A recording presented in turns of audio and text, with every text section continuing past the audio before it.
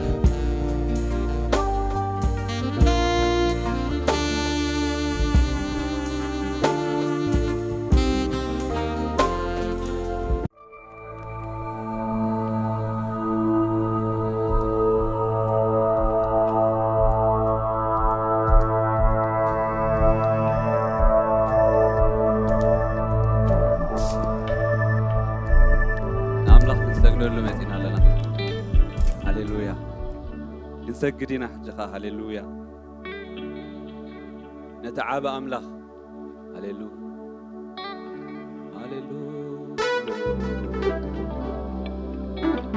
سما أملاخ صنوع جنبيو هللويا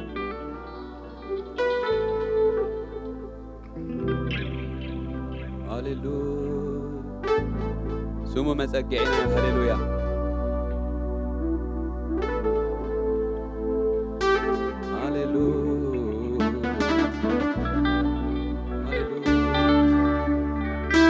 داغم شكم يدون يعقوب تايلولو أبتموي بادما برخا أراويت زدهيلو أمدري برخا رخبو كببون تخنا خنون كمرعات عينو علو هللويا عباتام برخا هللويا نفسنا زي حدقا هللويا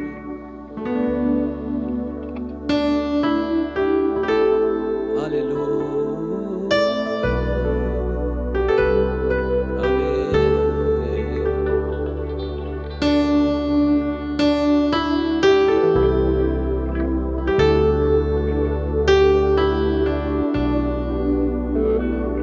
يسوع يسوع يسوع يسوع يسوع يسوع يسوع يسوع سمك أرديو مناقفيي كأرديو مناقفيي لعل زبلة إيو كولي لعل زبلة إيو كولي سمك أرديو مناقفيي سمك أرديو مناقفيي لعل زبلة إيو كولي لعل زبلة إيو كولي سم أملاح متقعنا يو هاليلويا هاليلويا سلاي دليو زي رخبنا هاليلويا لعل زبالة خولنا يو هاليلويا لعل زبالة انبانا يو هاليلويا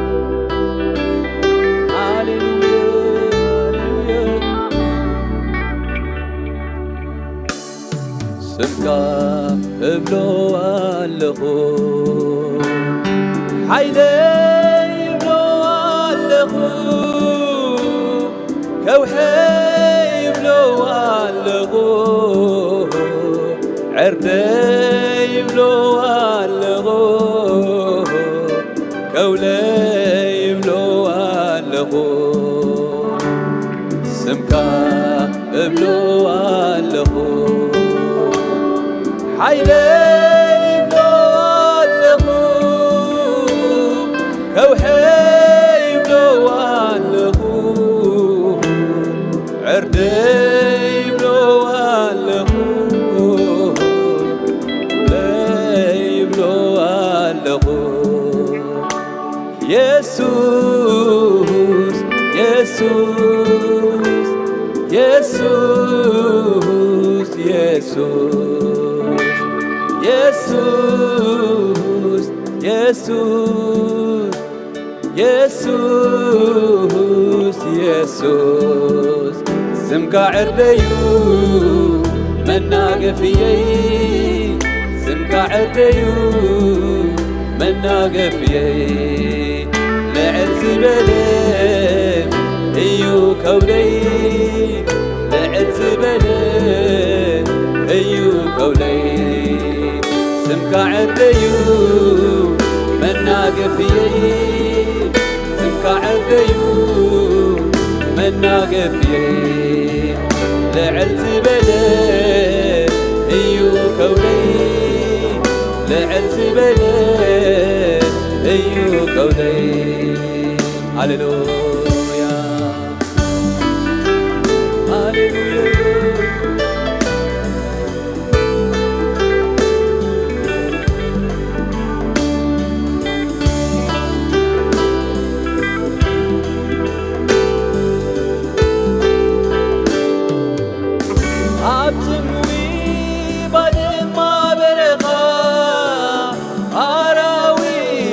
تدهيل بوتا مساينيركا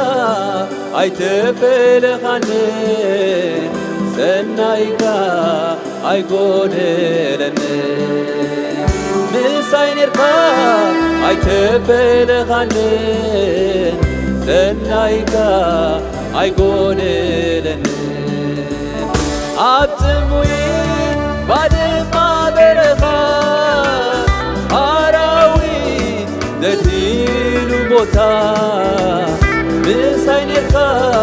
ايتفل خانن سنايكا ايغودلن مساينيركا ايتفل خانن سنايكا ايغودلن يسوس يسوس يسوس يسوس يسوس يسوس يسوس يسوس سمكا عرديو مناقفيي سمكا عرديو مناقفيي لعز بلد ايو كولي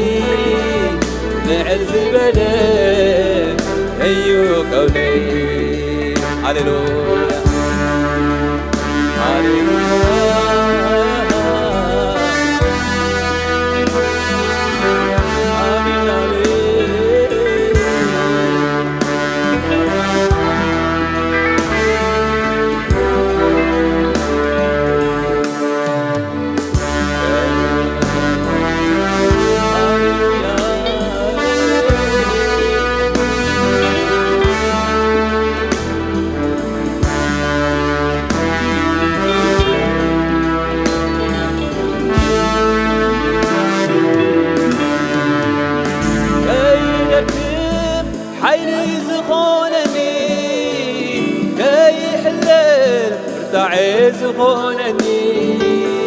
أبراخي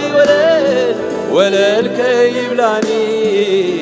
سمكا يسوسي حيلي زخونني أبراخي ولل كيبلاني سمكا يسوسي حيلي زخونني كيدك حيلي زخونني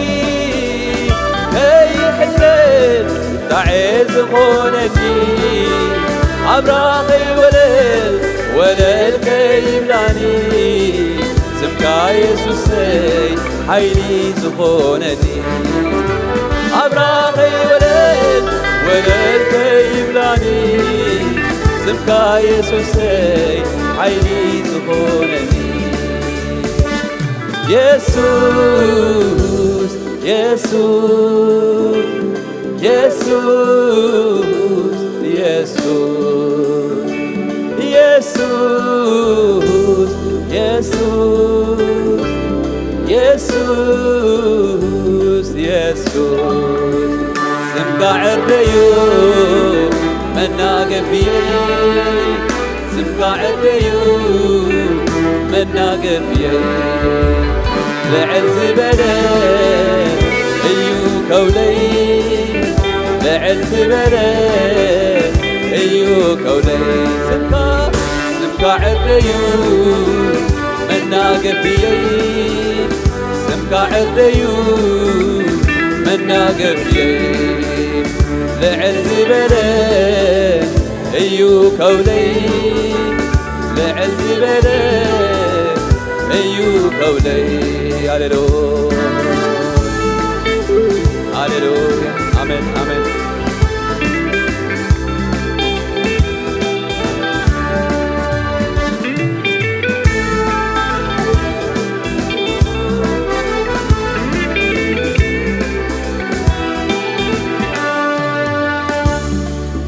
لومي وانت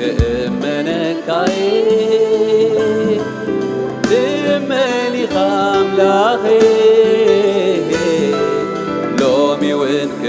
منكاي تمني خاملاخي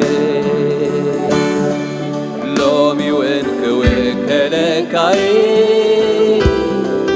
تمني خاملاخي لومي وانك وكلكاي تمني خاملاخي تمني خاملاخي تمني خاملاخي تمني خاملاخي تمني خاملاخي هاليلويا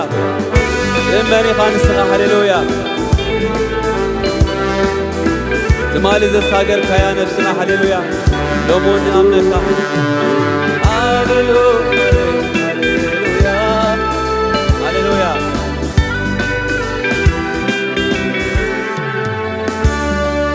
لومي وينك منكاي تمني أملاغي لومي وينك منكاي تمني خاملاخي لومي وانت وكلكاي تمني خاملاخي لومي وانت وكلكاي تمني خاملاخي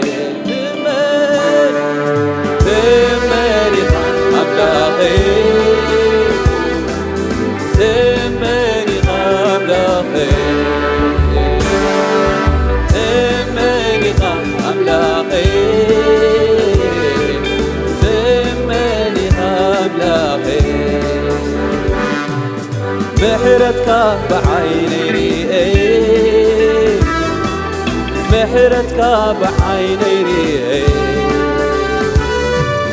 بغرقة أنا استعيبي بغرقة أنا استعيبي هاليلويا زمام لخ صنع جنبي هاليلويا تأمني خانسخة هاليلويا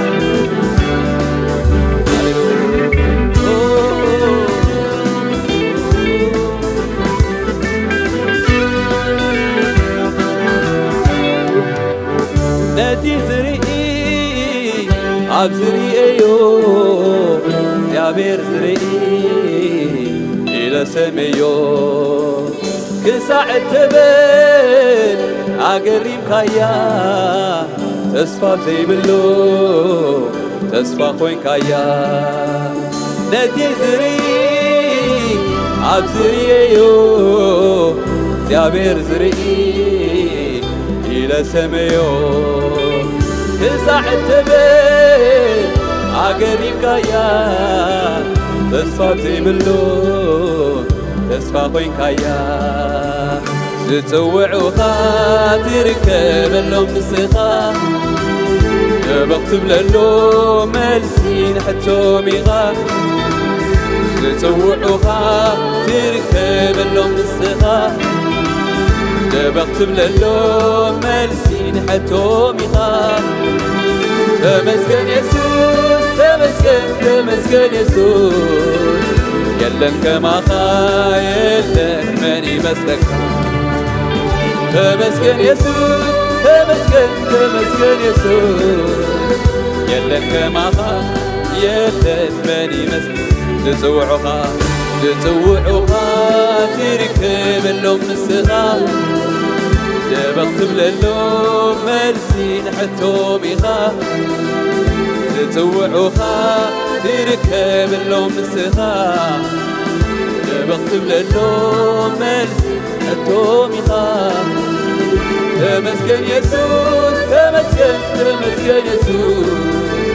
يلن كما خايلن مني مسلك تمسكن يسوس تمسكن يسوس يلن كما خايلن مني مسلك ردايقا عبدي رداي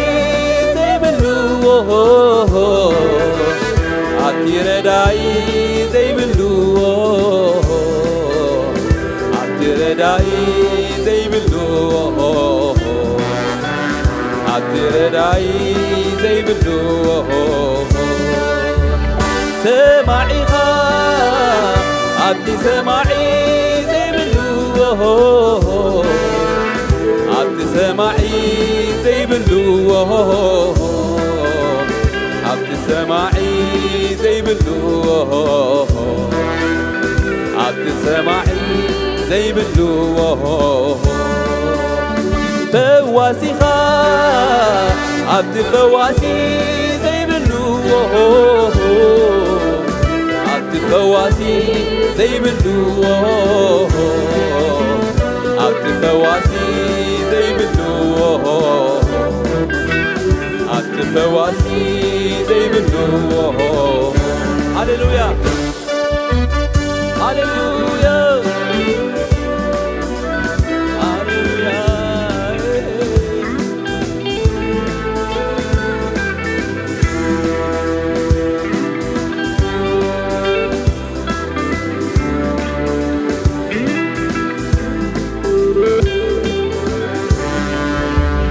نادي زريقي عب زريقيو يا بير زريقي إلى سميو كساعد تبن عقريم كايا تسفى زي بلو تسفى خوين كايا نادي زريقي عب زريقيو يا بير زريقي إلى سميو كساعد تبن عقريم كايا تسفى زي بلو تسفى خوين كايا زتوعو خاطركب اللوم نسخا بكتب للوم منسين حتو ميخا زتوعو خاطركب اللوم نسخا بكتب للوم مرسين حتو ميخا تمسكن يسوس تمسكن يسوس يلن كما يلن مني مسلكا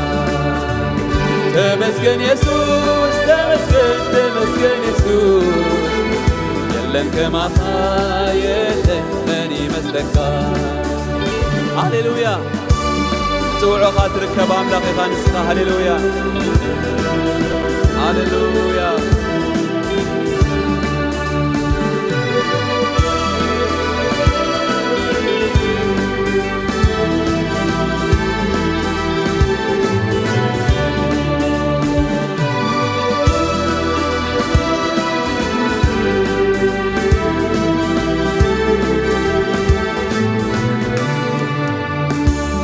ببزور بحيدة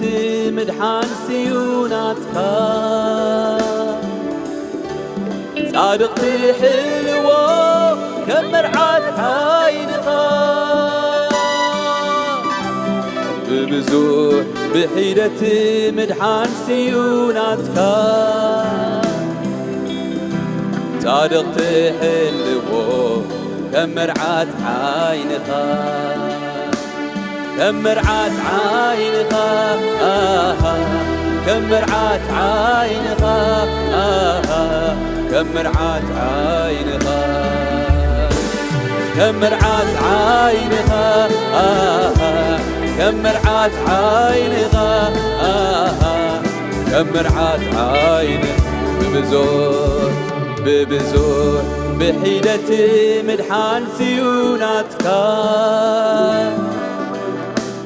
صادقتي حلوة كمرعات عينها ببزور بحيدة مدحان سيوناتك صادقتي حلوة كمرعات عينها كمرعات عينها كمرعات عينها كمرعات كمرعات كمرعات عينها كمرعات عينها كمرعات كمرعات كمرعات كمرعات عينها كمرعات عينها تقرميو رديتك تقرميو تقرميو رديتك تقرميو تقرمي رديتك تقرميو أقرمني رديتك أقرمني أقرمني رديتك أقرمني أقرمني رديتك أقرمني تقرميو تقرميو رديتك تقرميو تقرميو رديتك تقرميو تقرميو رديتك تقرميو أقرمني أقرمني رديتك أقرمني أقرمني رديتك أقرمني أقرمني رديتك أقرمني هاليلويا هاليلويا هاليلويا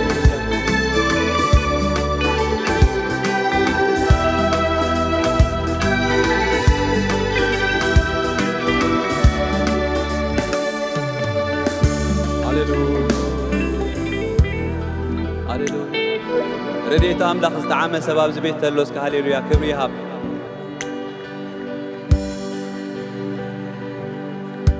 هاليلويا رديت كاي يقرمنا هاليلويا رديت كاي يقرمنا هاليلويا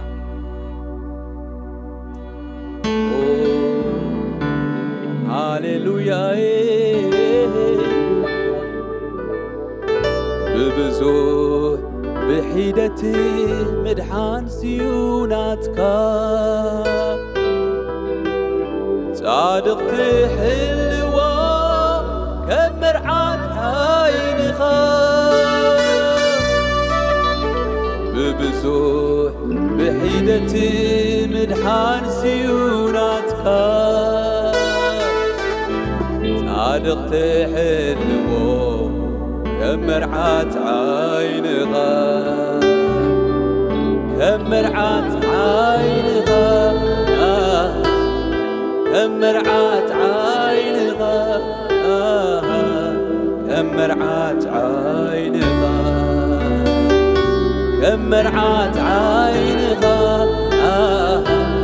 كم مرعات عينها كم مرعات عينها قدم الله زنبني أتقص هاليلويا أبتموي بادما برخا أراويت زدهيلو أمدري برخا رخبو كببون تخنا خنون كم مرعات عينو حلو هاليلويا هاليلويا ترغيب كالنا يخامو تمسكن هاليلويا تمسكن تمسكن تمسكن اللي يسوس تمسكن تمسكن تمسكن تمسكن اللي يسوس تمسكن تبارك تبارك تبارك اللي يسوس تبارك بارك كلنا هللويا نعبيو لنا سمك هللويا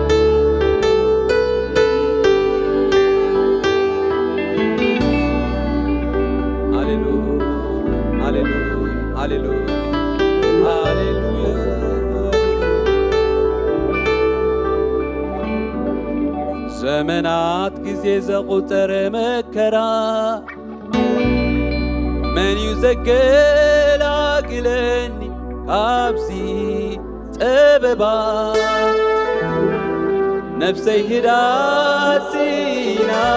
انكلا علوندو كل جزي علو خزبلا علوندو كل جزي علو خزبلا علوندو كل جزي علو خزبلا علو خزبلا هللويا كل قعدتهم كله كل يلهم كبل كله علو خزبلا هللويا أبعتوا مع توسي ماتيو السلام نعهم يلوم هللويا سابرايز هللويا كيتتصبنا يا زمت زمنات كزي زغلتر مكرا من يزقل عقلني أبزي تببا نفسي هدأسينا انكلا علوندو كل جزي علو خزبلا علوندو كل جزي علو خزبلا علوندو كل جزي علو خزبلا هللويا هللويا كبرنا زغزيابير هللويا علو خزبلا كل جزي الكازلو نزي يسوع هللويا هللويا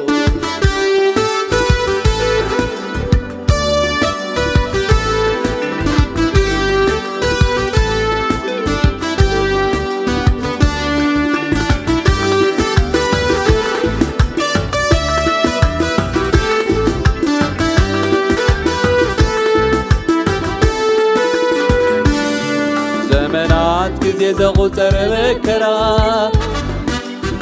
من يزقل عقلني أبزي سببا نفسي هداسينا انكلا علوندو كل جزي علو خزبلا علوندو كل جزي علو خزبلا علوندو كل جزي علو خزبلا علوندو علوندو كل جزي علو خزبلا علوندو كل جزي علو خزبلا زمنات زمنات جزي زغلتر مكرا من يزقل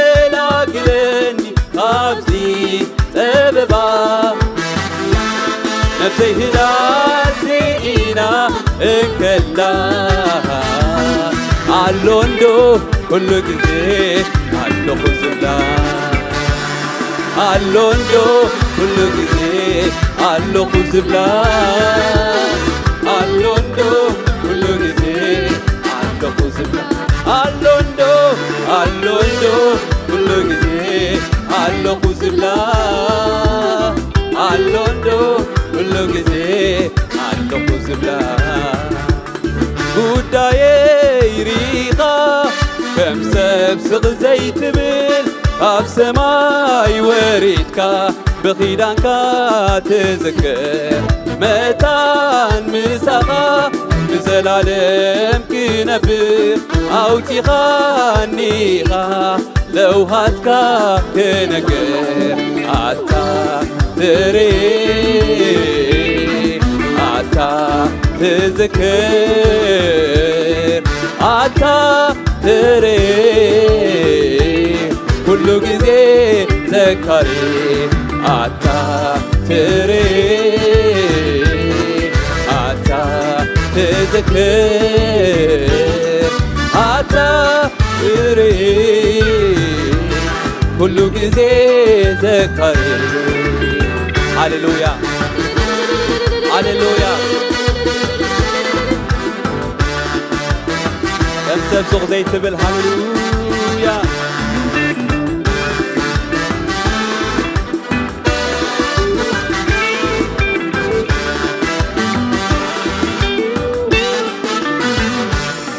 ፀሓይ ዓሪባ ብሳት ዝወግሕ ኣይደንጎየንን ምሕረቱ ብዙሕ ብሂወት ዘለኹ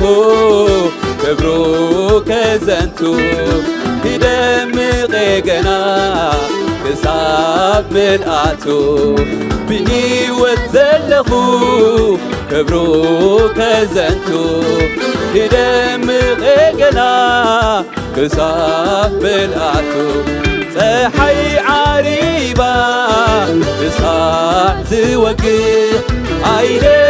ኣይደንጎየንን ምሕረቱ ብዙሕ ብሂወት ዘለኹ ክብሩ ከዘንቱ ይደምቕ ገና ክሳብ ምልኣቱ ብሂወት ዘለኹ ክብሩ ከዘንቱ ይደምቕ ገና ክሳብ ምልኣቱ ክብሪ ክብሪ ክብሪ ንዓኻ ይኹን ኣምላኽና ንዓኻ ክብሪ ክብሪ ክብሪ ንዓኻ ይኹን ኢየሱስና ንዓኻ ክብሪ ክብሪ ክብሪ ክብሪ ክብሪ ንዓኻ ክብሪ ክብሪ ክብሪ ክብሪ ክብሪ ንዓኻ ሃሌሉያ ሃሌሉያ ክብሪ ንዓኻ ሃሌሉያ ሃሌሉያ ክብሪ ንዓኻ ሃሌሉያ ሃሌሉያ ክብሪ ንዓኻ ሃሌሉያ ሃሌሉያ ክብሪ ንዓኻ ፀሓይ ዓሪባ ክሳዕ ዝወግሕ ኣይደንጎየንን ምሕረቱ ብዙሕ ብሂወት ዘለኹ ክብሩ ከዘንቱ ይደምቕ ገና ክሳብ ምልኣቱ ብሂወት ዘለኹ ክብሩ ከዘንቱ ይደምቕ ገና ክሳብ ምልኣቱ ፀሓይ ዓሪባ ክሳዕ ዝወግሕ ኣይደንጎየንን ምሕረቱ ብዙሕ ብሂወት ዘለኹ ክብሩ ከዘንቱ ይደምቕ ገና ክሳብ ምልኣቱ ብሂወት ዘለኹ ክብሩ ከዘንቱ ይደምቕ ገና ክሳብ ምልኣቱ ሃሌሉያ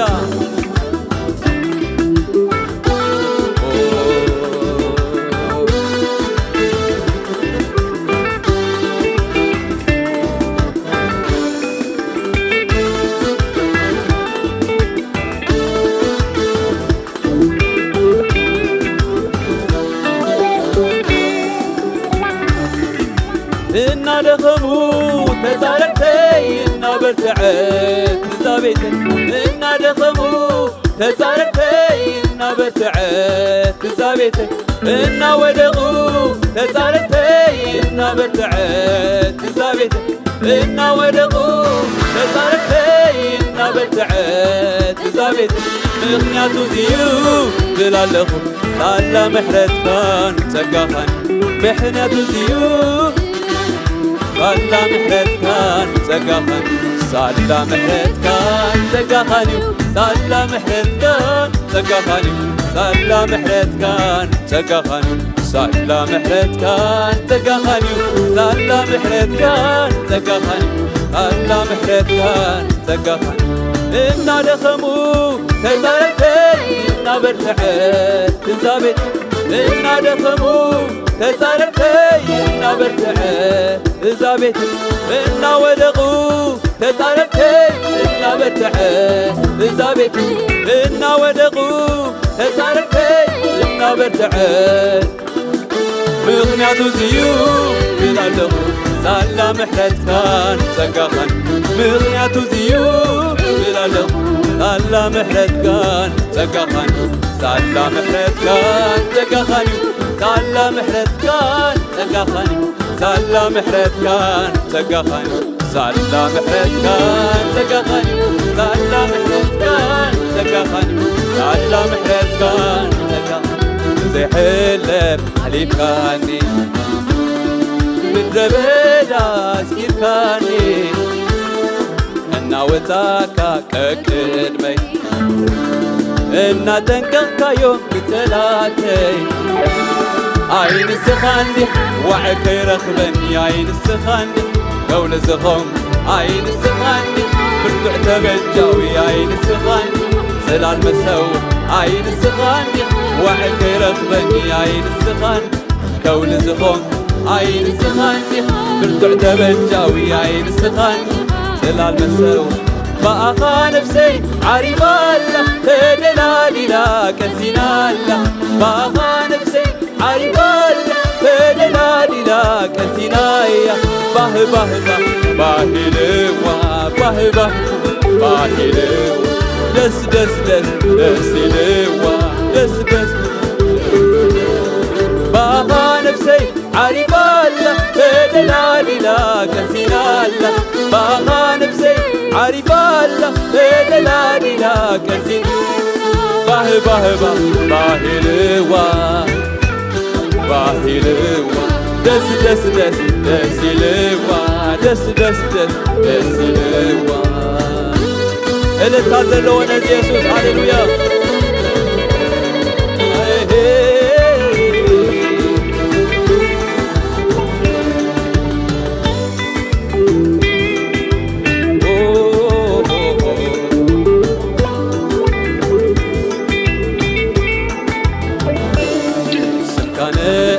ቅዳመዩ ውሑድ ስፍራ ዘይሰቃሉ ማንም ዘየርክቦ በሪኽ ቦታይ ዘተኣማምን እዩ ትትውክልተይ ስምካ ኾይንንሎ ዋሕስ ናይ ህይወተይ ስምካ ኾይንንን ኣብ ድኻምብር ስምካ ኾይንንን ኣብ ውግዕ ዓወት ስምካ ኾይንንን ስላዕ ንተል ስምካ ኾይንንን ዋሕስ ናይ ህይወት ስምካ ኾይንንን ኣብ ድኻምብር ስምካ ኾይንንን ኣብ ውግዕ ዓወት ስምካ ኾይንንን ስላዕ ንጸላ ስምካ ንኣይ ገዳመዩ ውሑድ ስፍራ ዘይሰቃሉ ማንም ዘየርክቦ በሪኽ ቦታይ ዘተኣማምን እዩ ትትውክልተይ ስምካ ኾይንንሎ ዋሕስ ናይ ህይወት ስምካ ኾይንን ኣብ ድኻምብር ስምካ ኾይንንን ኣብ ድኻምብር ስምካ ኾይንንን ስላዕ ንጸል ስምካ ኾይንንን ዋሕስ ናይ ህይወት ስምካ ኾይንንን ስምካ ኾይንንን ኣብ ውግዕ ዓወት ስምካ ኾይንንን ስላዕ ንጸል በኣኻ ነፍሰይ ዓሪባላ ተደላሊላ ቀሲናላ በኣኻ ነፍሰይ ዓሪባላ ተደላሊላ ባህባህባ ባሂልዋ ባህባ ባሂ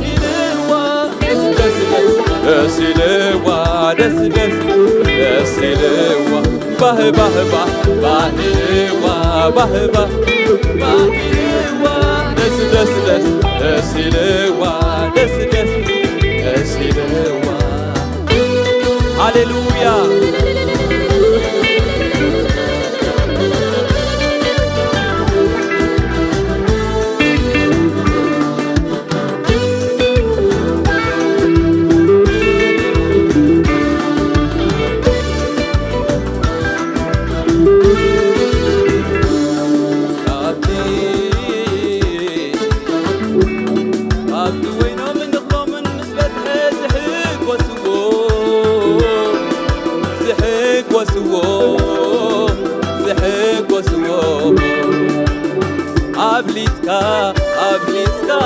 أبليتكا بلبي سلام أمبركا أبليتكا بلبي حاجوس أمبركا أبليتكا بلبي سلام أمبركا أبليتكا بلبي حاجوس أمبركا كابتي وينو من خلو من زحيق وسووه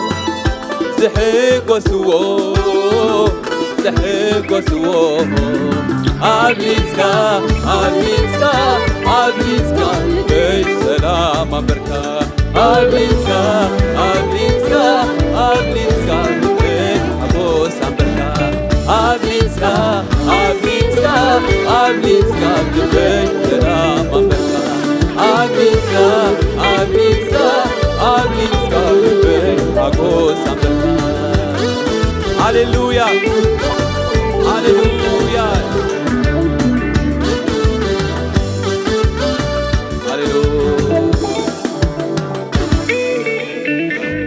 هاليلويا هاليلويا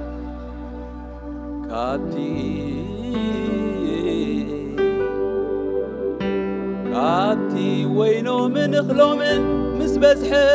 زحيق وسووه زحيق وسووه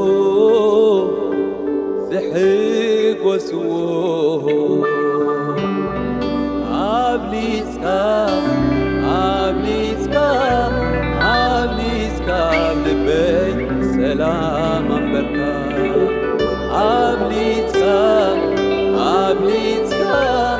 أبليتكا بلبي حاجوس أمبركا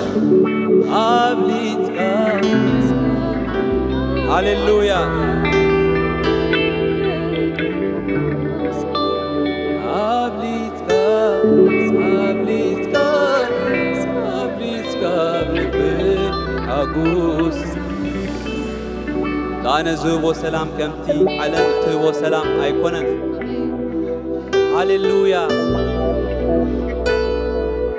كبخا زخون لنا سلام هاليلويا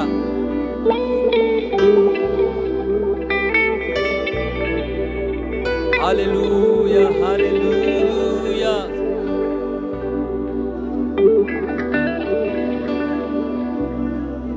مدرغتنا وزن كلا هاليلويا عبلبنا زنبركا يا سلام جن هاليلويا ما نم زي وصديو هاليلويا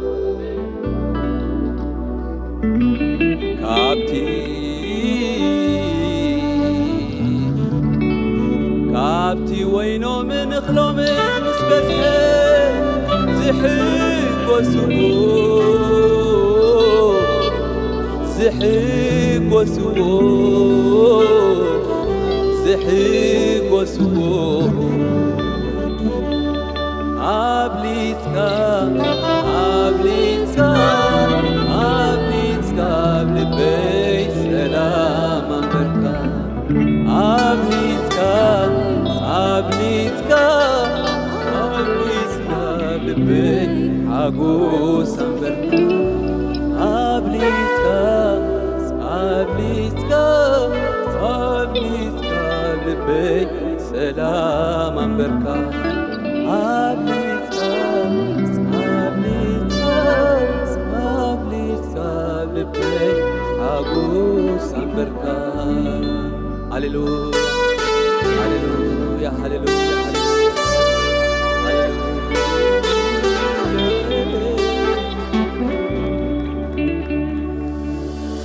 نملخك كالونا هللويا سلام كذهب كان نملخك كالونا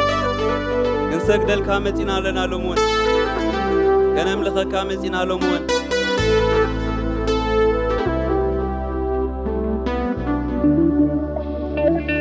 أملخك هوي أملخك أملخك أنس أملخك أملخك هوي أملخك أملخك أنس أملخك لعلم لا سيابير بين خايخا سجد الكا أوه سجد الكا سجد الكا عليس سجد الكا سجد الكا أوه سجد الكا سجد الكا عليس سجد الكا سجدت كتوسل بين بغوعيخا لعلم لا زيابير بين خايخا سجدت كتوسل عملاخي بغوعيخا لعلم لا زيابير بين خايخا سجدت كتوسل عملاخي بغوعيخا نبلغك كالونا هللويا أبرخ قطع تنبر هللويا سجدت جنبك بين خايخة هللويا نملخك كالونا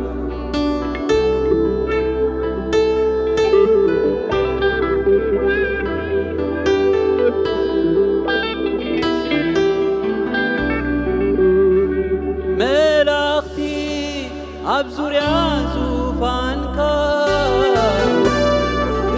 قدوس يلومي سجدولكا عبي غسغا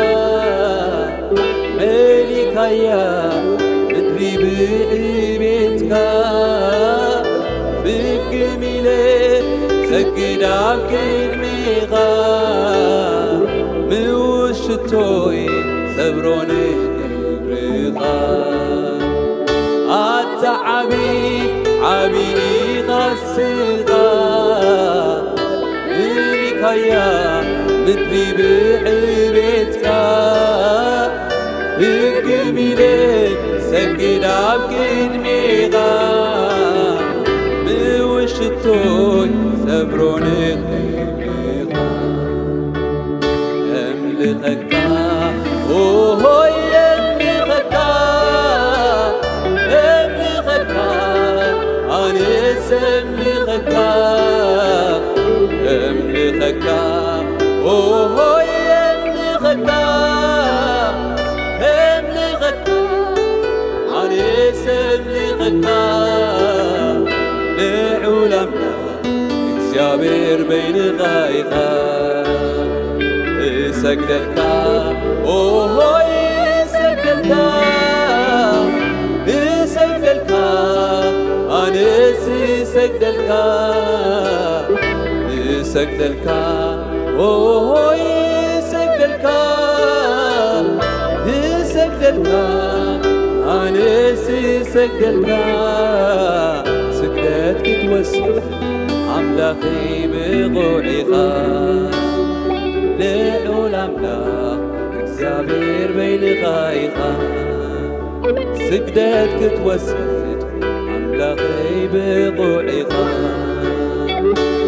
هاليلويا سجدت كتوسد بقعيها كبري كتوسد بقعيها الداق كتوسد بقعيها هاليلويا هاليلويا آمين هاليلويا أملاك يبارككم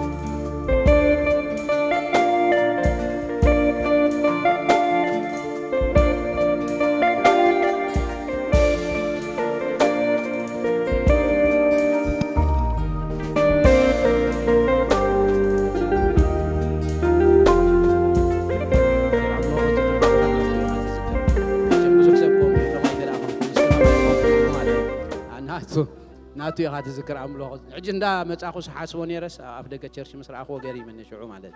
أملوخ دي خا أمليخ كابتا مودا تأير كتملس متي هاي ليو مالتي كنت تقليلو متي خبرنا أملاخن والكام ناتعود يا بير مسكن مجمرتات متاع عيش كذا عليه بالنا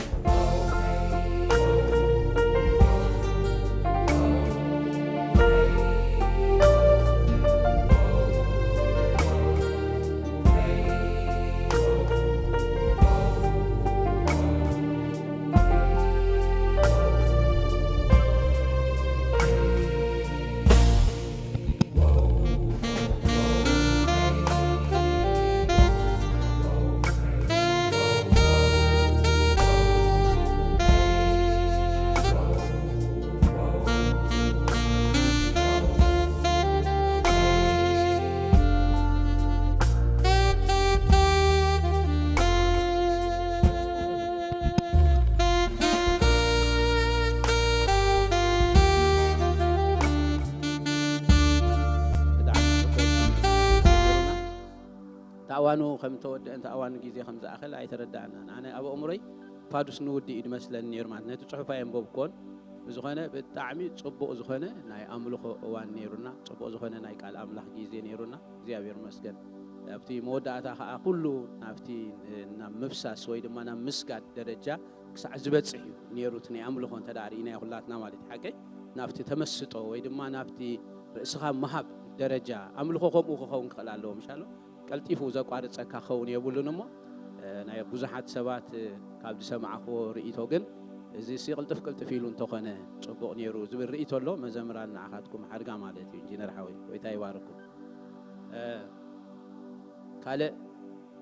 መተንባህታ ኣሎኒ ንጽባሕ ሰንበት ዝመጻና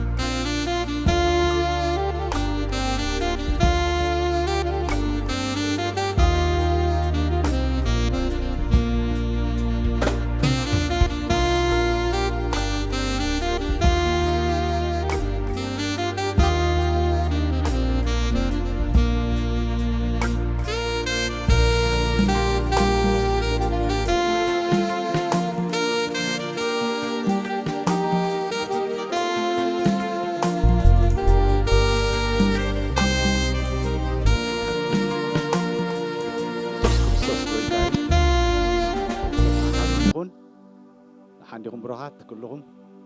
في الشخص كولوني واصبغت خسلكم أملاخ مسجن قال እግዚአብሔር كنت سينا مزمور داويت 16 كفتينا مخلنا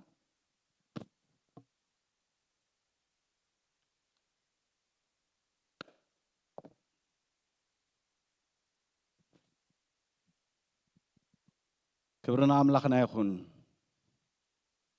مزمور داويت معرف 16 قلت في لخن بباي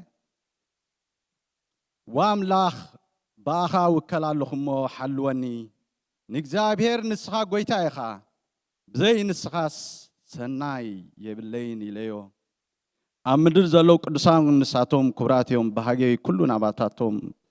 يزلو بالكو سعرتهم نبكالو زقويو كبزحيو نايدم مسوات يوم أيكوسون نسمهم كابخنا فري أيكوسيني إجزابير سي كفلير استين توينيو نتبعت سازبت حني تصنعون الصاخة أباه زبل بوتا عصابت حني أراد صبق رستمتيني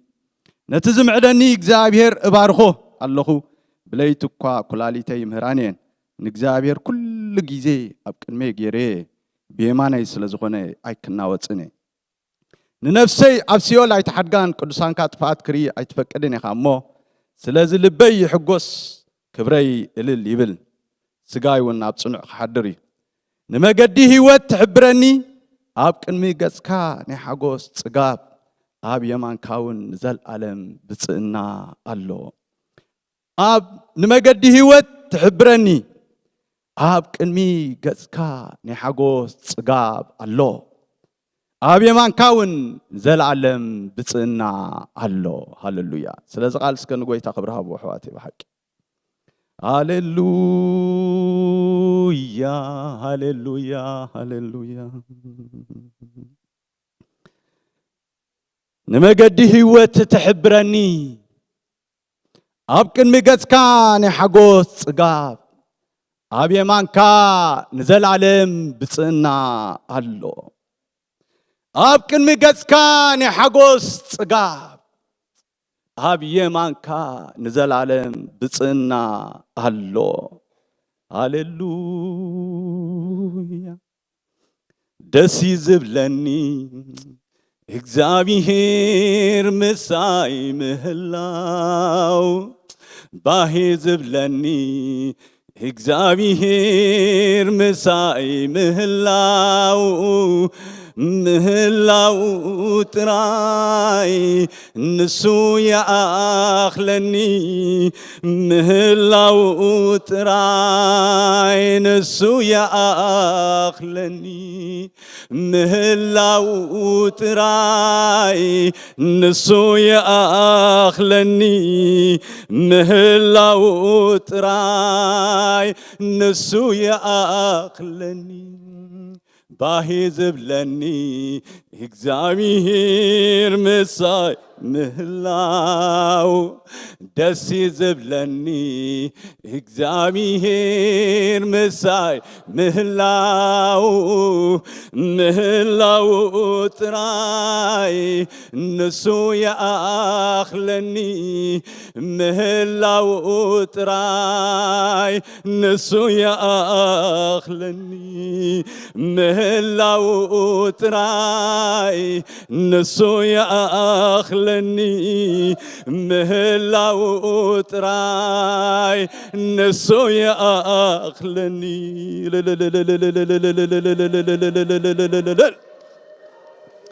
እግዚአብሔር ሕያው ከም ሓያል ጅግና ምሳኻዩ ምሳኽዩ እግዚአብሔር ዓብዩ ስልጡን ይሕዋቴ ሃሌሉያ نسو يأخلني مهلاو تراي نسو يأخلني مهلاو تراي نسو يأخلني مهلاو تراي نسو يأخلني قويتان خبرك أنا مسجنك هلنا እግዚአብሔር كل ጊዜ ምሳና ያኻ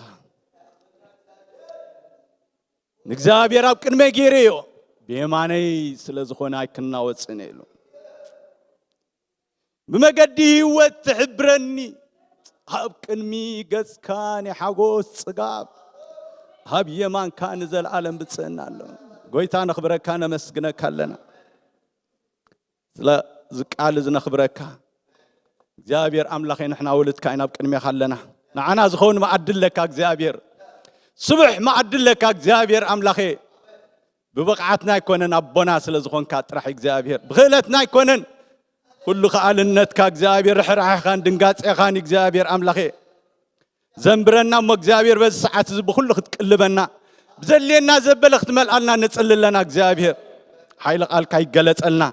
نمفوات زخون نمتصنع زخون نمسجار زخون نتباب زخون نتصدق زخون نمداب زخون حيل قال كاي جلت لنا إجزابير نلمنك لنا እግዚአብሔር አምላኬ ድኹማት ምዃንና ትፈልጥ ኢኻ እግዚአብሔር ሓንቲ ዓቕሚ ከም ዘይብልና ንፈልጥ ኢኻ እግዚአብሔር ወእግዚአብሔር ንስኻ ጎይታ ኢኻ ብዘይ ንስኻ ሰናይ የብለይን ኢለዮ ከም ዝበለ ባርያኻ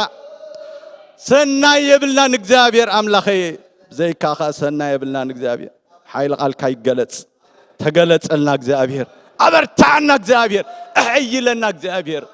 እሙን ኢኻ እሞ የኽብረካ የመስግነካ ኣለኹ አሜን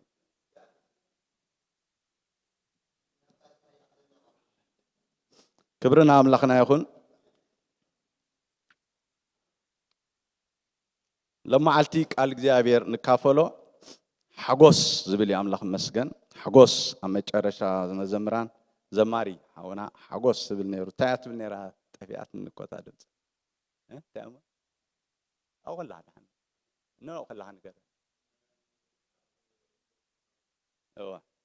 دحين حجوس زبلني أملاخ مسجن من الباش ترستي حقوس إجزابير انتاينا ينعنا حيلخومي لنا مصحف قدس نهميا زارب كله نهميا معرف شو منته ثلاث حقوس زبلينا لما عالتي نمنتاي إذا حقوس زبل أدلينا من الباش أمتشر شازي حقوس إجزابير حيلخومي زبل تنكفت راح يخبله مخنياتو حقوس زدلينا مخنيات السلسلة زخنا أملاخ مسكن إذا حقوس زبل شيء ما يكونن ويدما كم حدا نورمال أيكونن حقوس زبل بفلا برومي معرف 14 كم 16 17 زلوا من قسم لق سيلو بمنفس قدوس صدقن سلامن حقوسني انبر ببلعن مسن أيكونن من قسم لق سي بمنفس قدوس حجي انتاي سريع له دحري مالتي صدقي حقو سلام حقوس يلول بمعارة سريعه بمنفس قدوس صدقي سلام حقوسي انبربب العلم السنة كونن لازم من قست እግዚአብሔር كنبره كلنا بمنفس قدوس صدق له سلام الله حقوس الله اللهم مسكن ስለዚህ ካላ አይኮነን ማለት بالعلم مستنا አይኮነን መንግስት አምላክ ይዝብለና ዘሎ አምላክ መስገን ስለዚህ ማዕረ ምስትናይ ጽድቂ ካብ ሰርዑ ጽሑፍ እዚ ኣብዚ ጽሑፍ ዝጥራሕ ይዛረብ ዘለኹ ማዕረ ምጽድቂ ማዕረ ምሰላም ካብ ሰርዑ ሓጎስ ብጣዕሚ أقداسي أبيوتنا مالتي أملاخ مسكن كابت فرا منفس قدوس قال أملاخ قليل صور ولا حد انتاي حقوسي أملاخ مسكن تزي تجاجي بايات تجمر مثلا حكى بايات تجمر فرا منفس دمان تايلو مجمرة تايلو حقوس إلي جمير ولا أملاخ مسكن سلزي حقوس بتعمي أبيوت كرسنا أقداسي إذا حقوس زبل كم يجرنا كم نقول صو أب سمعتنا ترى حد يدلو مس بإنجليش نقول صو خلو joy and happiness يفعليه نحن حجب زعات joy وستاوي حاجوسينا نزارب زلنا مخنياتو happiness زبل ببحريو hap مالت عدل مالت hap مالت عدل مالت سلزي اتي happiness بحال بعدل بقات عمي أباها كفتسم كله دفتسم نجارات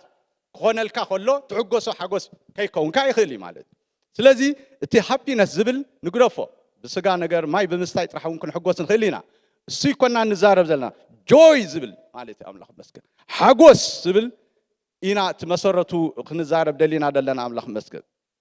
إذا حقوس زبل قال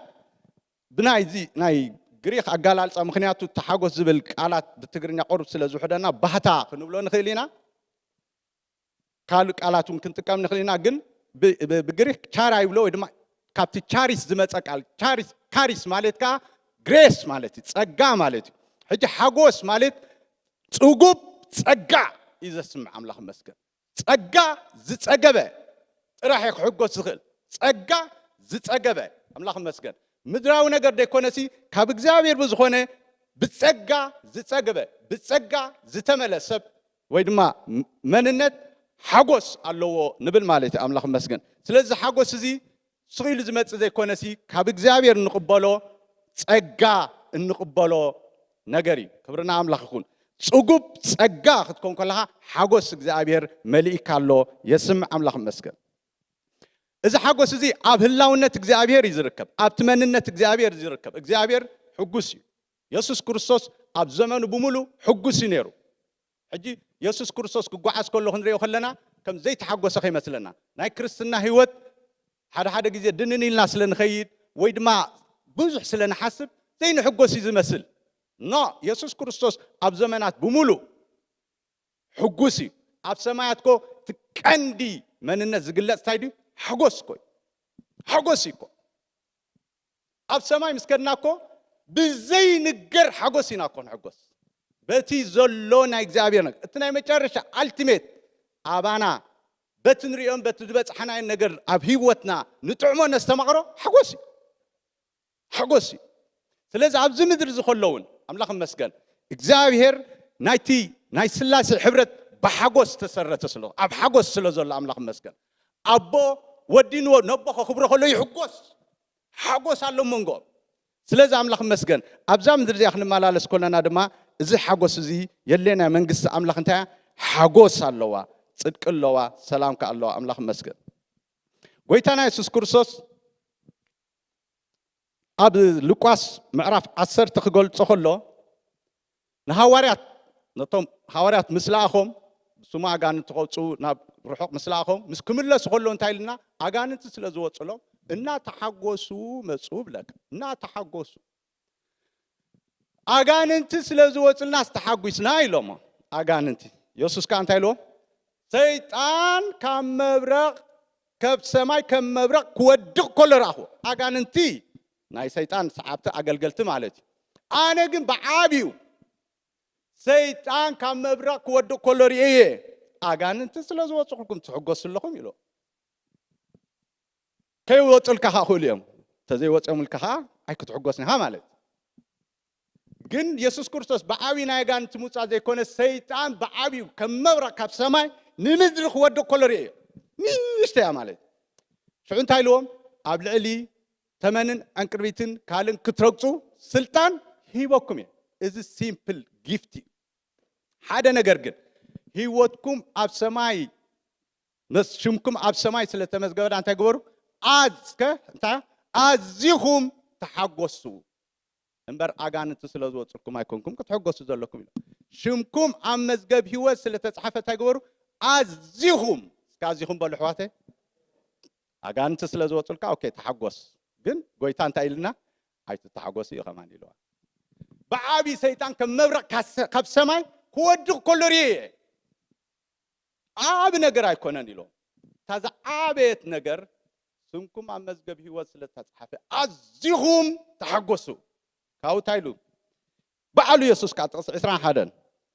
በታ ጊዜታ ኢየሱስ በመንፈስ ቅዱስ ተሐጎሰ ለናኻሸ ወአበይልዎ እዚ ነገር እዚ ካብ ብልህታትን ካብ ጨዋታትን ካብ ምሁራትን ሓቢኻስ ነዚዮም ኖርማል ሰባት ህፃናት ንቆልዑ ስለዝገለጽካ ሕጎስ ኣለኹ ሕጂ ዝሓጎስ እዚ በመንፈስ ቅዱስ ተሐጎሰ ክብል ከሎ በመንፈስ ቅዱስ ተሰራሰረ ውሽጡ ይደስም እዚ ሓጎስ ኖርማል እወ ጥራሕ አይኮነ ብውሽጥኻ ትሰራሰሮ ነገር እዩ ኣምላኽ መስ ናይ ውሽጢ ምስርሳር እዩ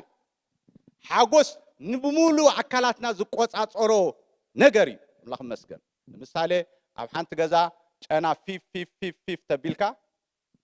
ታ ገዛ በታ ኹርናዕ ተኸትካ ታ ጨና ጸንሐካ በቲያ ተኸትካ ታ ጨና ጸንሐካ በዚያ ብኹላ ታ ጨና ሓጎስ ኮሚን ኩልንትናኻ ዝቆጻጸሮ نأمرخان نتحسسوان وكل كنترول يزجبر الله مسجن لذي قويتا يسوع كريستوس تايدولنا بمنفس قدوس تحقوس بمنفس قدوس تسراسر الله مسجن مريم ناب إلسابيت كتكيت كلاسي يوحنس أب ما حسن إلسابيت كلون تاي كونه بلنا تاي كونه تسراسر منفس قدوس كا ملو هدي حقوس تاي ديفايني مالك ملكوتاوي إذا سمع دوله مالك ተሰራሰረ መንፈስ ቅዱስ ካ መሎ አምላኽ መስገን ስለዚህ እንታይ ዘስምዕ ደልኩ ንሓጎስ ምልክት ውሽጣዊ ምስርሳር የስምዕ እዚ ምንጣር አይኮንኩን ድብል ደለኹ እሱ ተገበርና ሽግር የለ አይ ውሽጢ ምስርሳር የዛረብ ዘለኹ ስለዚህ ታይ ከዛረብ ደለታን አናይ መጨረሻ ፖይንት ውሽጥና በመንፈስ ቅዱስ ዝተሳራሰረ ህዝብ ኮይና ክንመላለስ እዩ ዝብል ተሓሳቢ መጨረሻ በመንፈስ ቅዱስ ዝተሳራሰረ ልቢ ኢየሱስ ክርስቶስ በቲ ኣብ ሐዋርያት ተገልጸ ኣብ ሰናይ ናይ እግዚአብሔር መደብን ዕላማን ክፍጸም ብምጅማሩ በመንፈስ ቅዱስ ተሳራሰረ ሓጎሰ አምላኽ መስ ጎይታ ዝተሓጎሰሉ ኣባና ተፈጺሙ ዘሎ ሓጎስ ጎይታ ባህ ዝበሎ ነቲ ዕላማት ዝመጸሉ ኣባና እዚ ሓጎስ እዚ ተፈጺሙ ዘሎ ክብርና ኣምላኽ ይኹን ስለዚ ሓጎስ ኣገዳሲ ማለት ናይ ሓጎስ ባህሪ ኣብ ህላውነት እግዚአብሔር ስለ ዝርከብ ሓደ ናይ ሓጎስ ባህሪ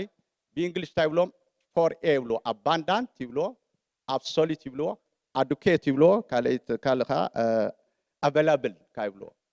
available abundant adequate absolute ኢሎም ገልጾ 4A ናይ እግዚአብሔር ሓጎስ ኣብ ናይ እግዚአብሔር ህላውነት ስለ ዘሎ መጀመርያ ሙሉእ አሎ ኩሉ ጊዜ ኣብቲ እግዚአብሔር ዘሎ ሓጎስ እግዚአብሔር አሎ ካላይ ብዙሕ abundant እጁ ብዙሕ ክንብል ኮለና ሚሊዮን ብዙሕ ዲ ቢሊዮን ብዙሕ ዲ ግን ንሓደ ሰብ 1 ሚሊዮን ዘይእኩል ክኸውን ይኽእል ንዓይ እኳ ብዙሕ እንተኾነ ንዓይ ብዙሕ እዩ ማዓኹም ከ ይታ ንሓደ ነቲ ሃብታም ዝበሃል ሰብ ግን ሚሊዮን ምንም አይኮነን ግን ሓጎስ እግዚአብሔር አባላብሊ ዘሎ ይኩል ጊዜ ብዙሕ ኢኻ ሳልሳይ ከዓ እኩል ክብርና አምላኽ ያዕግበካ እኩል ራብዓካ አብሶሉት ፍጹም ሙሉእ አምላኽ መስገን ለዚ ሓጎስ እዚ ኢና እምበር ንገልጾ ዘለና ጎይታ ይባረኽ ከም ክርስቲያናት እታ ዝዓበየት ኩሉ ዓይነት ክርስትና ምስ ነበርና ኣብ ውሽጥና እታ ትዕግበና ሓጎስ እግዚአብሔር ምልኣት ክህልወና ከሎ ጥራሕ ሓጎስ እግዚአብሔር ክመልኣና ከሎ ጥራሕ ሕዋተ ክርስትና ሓጎስ ተዘይብላ ውሽጥኻ ዘይሕጎስ ኮይኑ ኣሰልቻዊት ኣይተሓዝለይ ንዓፀሊ ተተባሃልካ ክትስልችወካ ንዓንብባ እንተይልካ ከተንባህቕ ኢኻ እዚኣ ፍልጥ እያ ሓጎስ እግዚአብሔር ግን ሓይልና ኣምላኽ መስገን ስለዚ ጎይታ ኢየሱስ ክርስቶስ ንሓጎስ ክገልጾ መጺ ጎይታ ይባረኽ ስለዚ መዝሙር ዳዊት ብዙሕ ኣይክገልጻኒ ብፍላይ ጥቕሲ 11 ጥራሕ ክገልጽ ምክንያቱ እቲ ምዕራፋት ተርእና ኣብታ መጽሓፉን ኣሎ ብዛዕባ ጎይታ ኢየሱስ ክርስቶስ እዩ ዝገልጽ እታ ጥቕሲ 11 ግን ንዓና እንኮላይ ትምልከተና ንመገዲ ህይወት ትሕብረኒ ኣብ ቅድሚ ገጽካ እስከ ምሳይ በሉ ሕዋተይ ንሓጎስ ጽጋብ ኣሎ ኣብ የማንካ ንዘላለም ብጽዕና ኣሎ እስከ ቅድሚ ገጽካ በሉ ንሓጎስ ጽጋብ እንታይ ማለት እዩ ሙሉእ ዕጋበት አምላኽ መስገን አምና እግዚአብሔር ህላውነት ጽጋብ ንሓጎስ ጽጋብ እዩ ዘሎ አምላኽ መስገን እሞዝ ሓጎስ ዝምጸገምና ሽዓኽለና ዲና ንብል ኖ ሓደ ናይ አምላኽ ሰብ ታይሉ ምክንያቱ ሓደ ጊዜ ከመይ ኣዚ ሓጎስ ኢልካ ተኸብደካ እንዲኻ ትገልጻ ማለሲ ሓንሳብ ምስ መልኣኻስ በቃ ኣኺልኒ ዲኻ ትብል ኖ እዛ ባህሪ እዛ ሓጎስ ናይ ዛ ሓጎስ እዚኣ ባህሪ እንታይ መሲልኩም ዘይትጽገብ ግን ዘይትትካእ አምና እግዚአብሔር ምስ ቀረብካሲ ኣይትጸግቦን ካልመተክኽ ኣይትረኽበሉን ኢኻ ኩሉ ሻዕና ዓኻ ትደልያ ስለዚ ንሓጎስ ጽጋብ ኣለዎ ዝብሎ ትደልያ መሊስካ ንጽባሕይታ ትደልያ ድሕሪ 5 ደቂቕ ትደልያ አምና እግዚአብሔር ህላውነት ጽጋብ ሓጎስ ኣሎ አምላኽ መስገን ግን ኩሉ ሻዕኻ ትደልዮ ተረዲኹም ንለኹም አንተ ዘማሪት አላ በመሐርኛ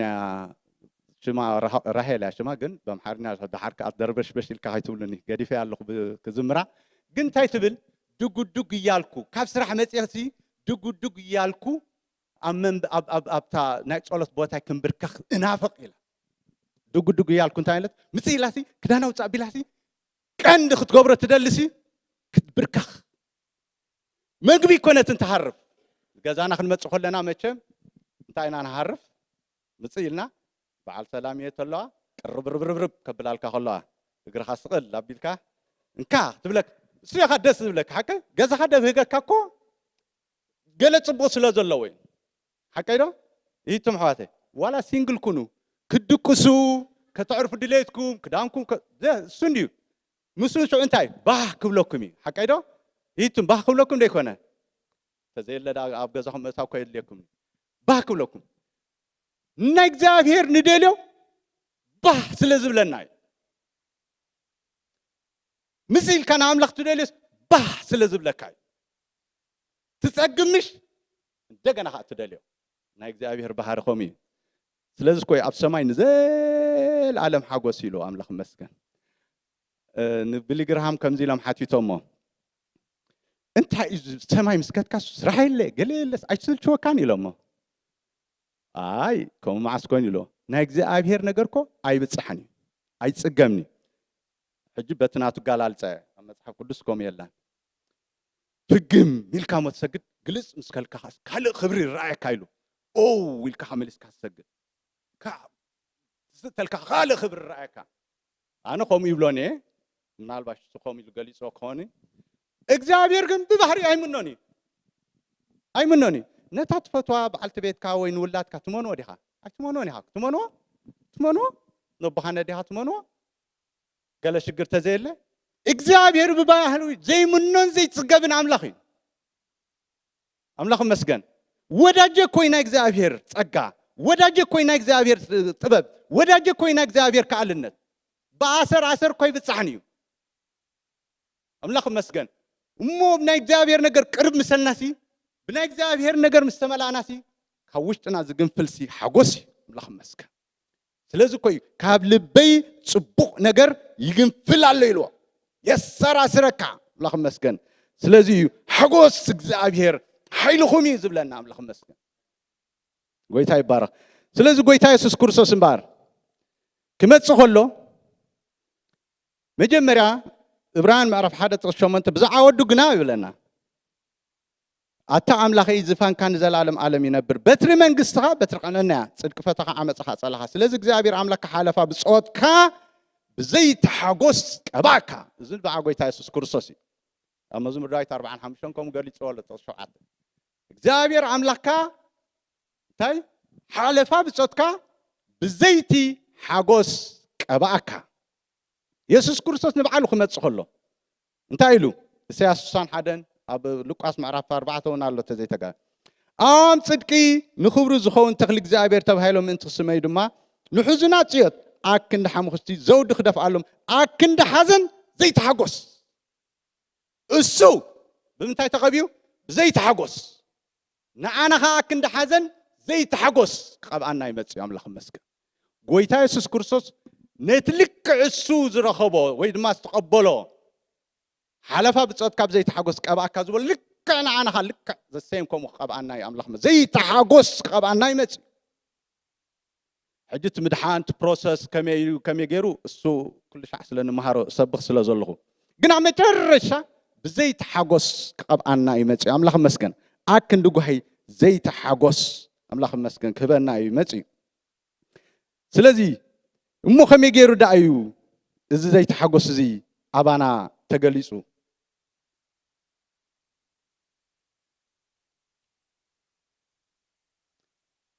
እዚ ዘይተሓጎስ ንጎይታ ኢየሱስ ክርስቶስ ከም ግል መድሓኒና ልክዕ ምስ ተቐበልናዮ ምድሓን ምስ ረኸብና ናይ መጀመርያ ብሂወትካ ትስማዓካ ሓጎስ እያ ምክንያቱ ኦልሬዲ መንፈስ ቅዱስ ኣባና ምስ ኣተወ ብዘይተሓጎስ ተቐቢእኻ ኣለኻ ብምንታይ መሲልኩ ብኻልእ ነገር ብኾነ ነገር ምእንቲ ከይትሕጎስ ብኻልእ ዝኾነ ነገር ምእንቲ ከይትሕጎስ እግዚአብሔር በትናቱ ዘይተሓጎስ ይቐብኣካ ከተቐቢአ ይበሉ ሕዋተይ ብዘይተሓጎስ ተቐቢአ ይበሉ ስለዚህ እኮ እዩ እቲ ናይ ኣምላኽ ሰብ እግዚአብሔር ጓሳየ እዩ እንታይ ዝጎድለኒ የብለኝ ብእንግሊዝ ዘለኒ ወላ ሓንቲ ኣይድልየኒ እያ ትብል ዝጎድለኒ የብለኝ ደይኮን I shall not want ولا حنت عيدلنا كم دبهالي يتم تاي تدل تطولون حجي ما حاسبكم بزح ምክንያቱ ገለ ክትቡን ትኽእሉ ገሊኦም ገለ ሒዞም ኩሉ ይኽእሉ እዮም ዳዊት ግን እንታይ ኢሉ ወላ ሓንቲ አይደልን ናይ እግዚአብሔር ሓጎስ እኹል እዩ ዕጋበት እዩ ኢሉ ኣምላኽ መስገን ስለዚ ኣመንቲ ምስ ኮና ናብ ጎይታ ምስ መፃናትና መጀመርያ ብሂወትና ትመፅእ እምበር ሓጎስ እዚ ሓጎስ ግን ፀኒዑ ክቅፅል ኣለዎ ብሂወትና ብዙሕ ግዜ ኣብዛ ምድሪ ክንመላለስ ከለና ብዙሕ ቻሌንጅስ ስለ ዘሎ ንሓጎስና ክወስድ ዝኽእል ንሓጎስና ካብቲ ዘለና ሓጎስ ከጥፋኣልና ዝኽእል ብዙሕ ባህርያዊ ይኹን ኮነኢልካ ይኹን ዝኾነ ዝተፈላለየ ንሓጎስ ክወስድ ዝኽእል ኣዝዩ ብዙሕ ኣሎ ኣዝዩ ብዙሕ ኣሎ ቁፀርዎ ስለምንታይ ኢና ዘን ኩሉ ሻዕ ደይ ንሕጎስ ፍሉጥ እንዲ ኣብዚያ ወፂኹም ተዛረቡ ተዝሎ ዝለኒ ከምዚ ስለ ዝኾንኩም በልና ንእግዚአብሔር ኣይኮንና ነልግበሉ ነቲ ኩነታት ኢና ነልግበሉ ግን ሓጎስና ክትፀንዕ ደኣ እንታይ ኢና ክንገብር ዘለና ኣብ ዮሐንስ ምዕራፍ 15 ፅቡቅ ገይሩ ተዛሪቡ ኣሎ ቅልጥፍ ኢላ ክንበባ እሞ ካብኡ ተንደድልያን ጥራሕ ክዛረብ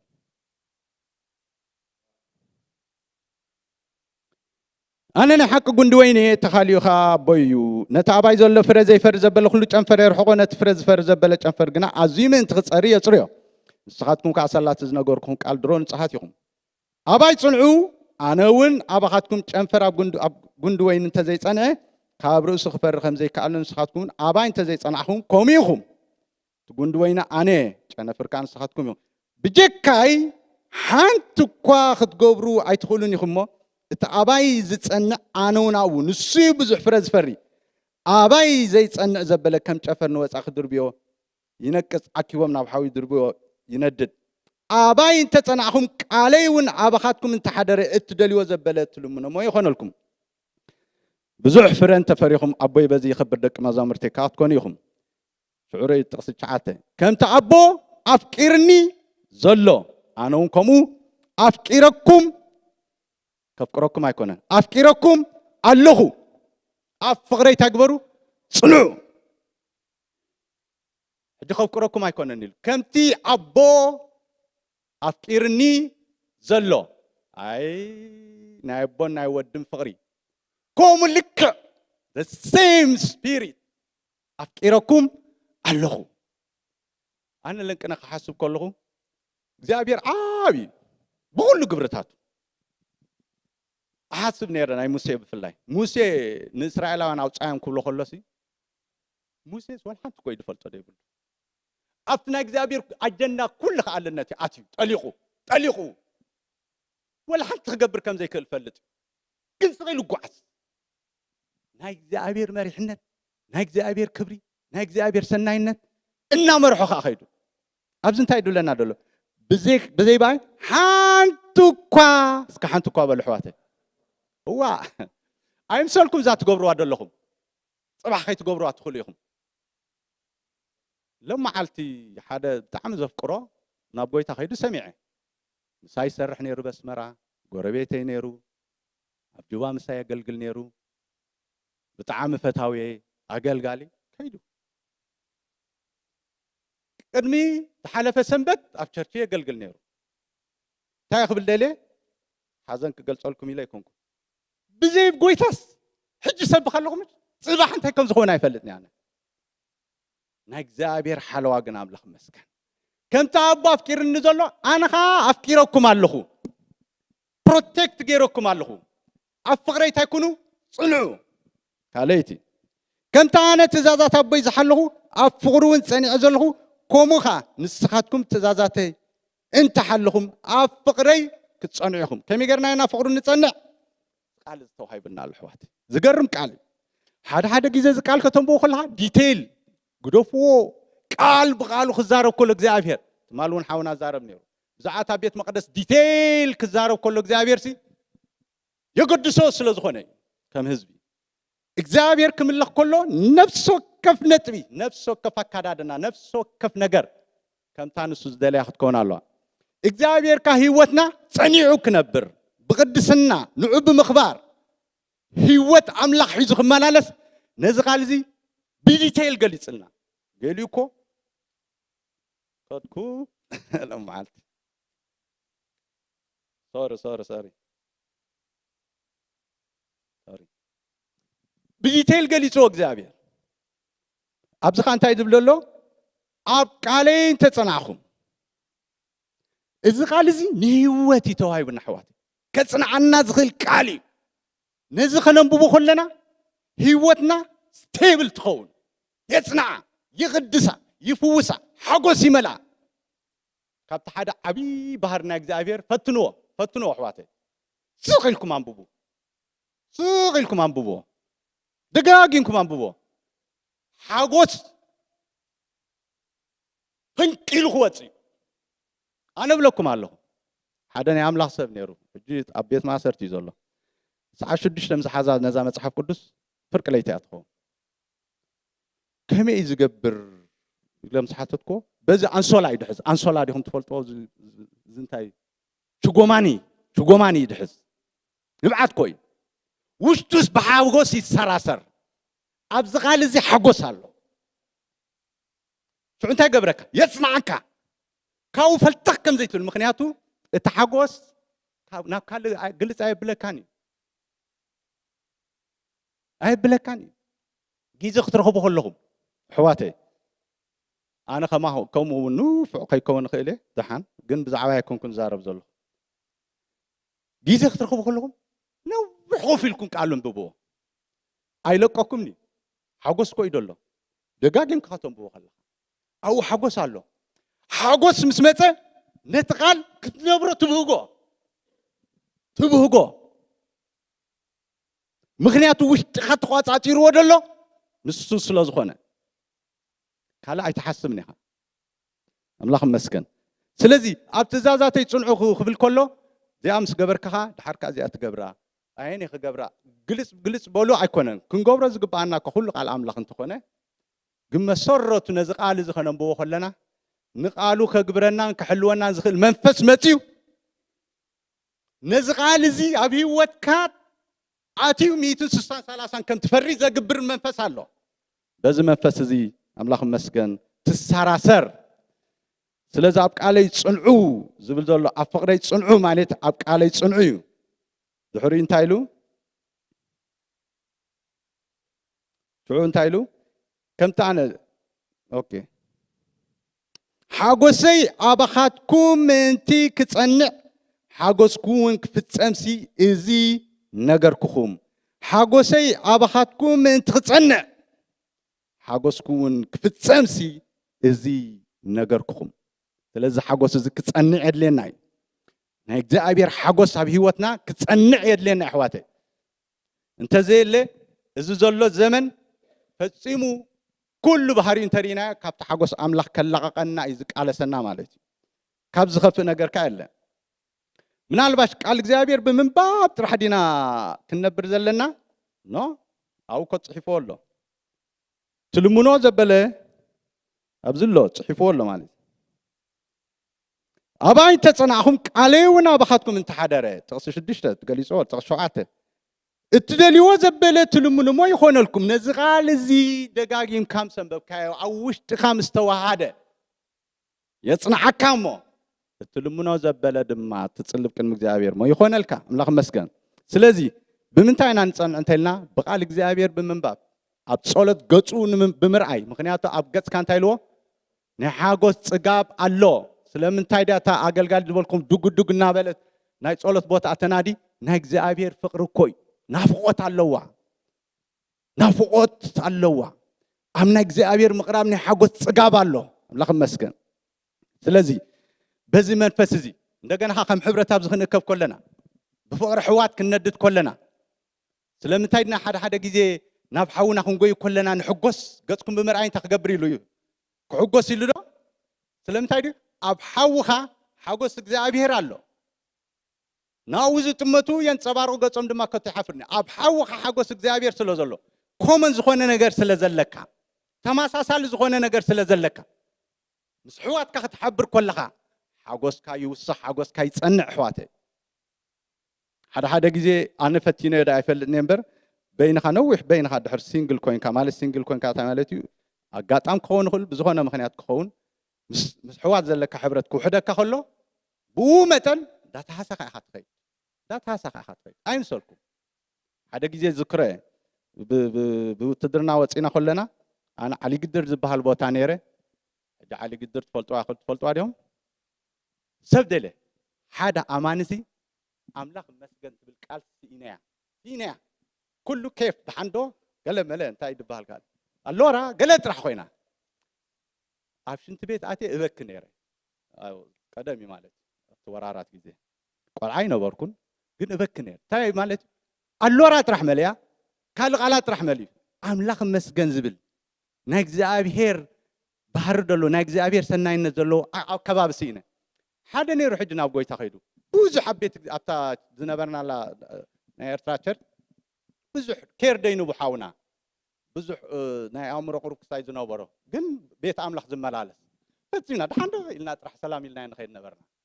ኣብ ተሰነይ ረኺበዮ ተሰነይ ዝበሃል ቦታ ርያ ቢለ ውይ ኢለ ሰላም ትርኩ ከመይ ጎይታ ባረኽ ምሰለንሲ ከመይ ተሰራሲረ መሲሉኩም after they ፈጽመ ኢግኖር ዝገብሮ ነበርኩ it was very important after ጊዜ ትናይ ሕጂ ኣብኢት ካደሎ ወርቂ ዳርጋ ጨርቂ ኮይንና ዘሎ ሕዋት ኣይተሓዘለይ ካብ ህይወት ጀሚርና ኣብ ምድሪ ዘለው ቅዱሳን ደይሉ አንተ ያንብበልኩም ንሳቶም ክቡራን እዮም ባህገይ ኩሉ ናባታቶም እዩ በልኩ ሓውኻ ገዳሲ كومن زخون لك حقوس يفترلك إن حوها ترخبه الله قدول لنا كلنا خك نقله شجرة يقولون بعين أملاك الزارب ذلله أنا بكن مخالق بعين إخزابير ولد أخوي النمبر بتسوم أبكن إخزابير بمتن تقرب كان إخزابير قدول لك يزرع رأيك نإخزابير تسجن نإخزابير محرتن نإخزابير رديتن نإخزابير محرتن ترحيو زرعك ምክንያቱ ቅድሚ እግዚአብሔር ፍጹም ኮይና ክንቀርብ አቅመ ከም ዘይብልና እንፈልጥና ግን በትክክል ዝፍጽመና መንፈስ መጽሐፍ ቅዱስ አለ ዝፍጽመና መንፈስ ቅዱስ አለ አምላክ መስገን አውገጽናና ንኸይደለና አምላክ መስገን ግን ኣብ ቅድሚ እግዚአብሔር ተመኪሑ ዝቀርብ ወላ ሓደ የለን ብምሕረት አምላክ ብጸጋ አምላክ ተዘይኮን ሓውኻ ገዳሲ እዩ ቃል እግዚአብሔር አገዳሲ እዩ ህይወትና ጸሎት ቦታና ሓጻር ትኹን ነዋሕትኹን ጉይ ንበላ ከም ዓይነት ባህሪ ክህልወና ሕዋተ دعنا خا حواز لنا حبرت كا وساني مالت أملاك مسكن.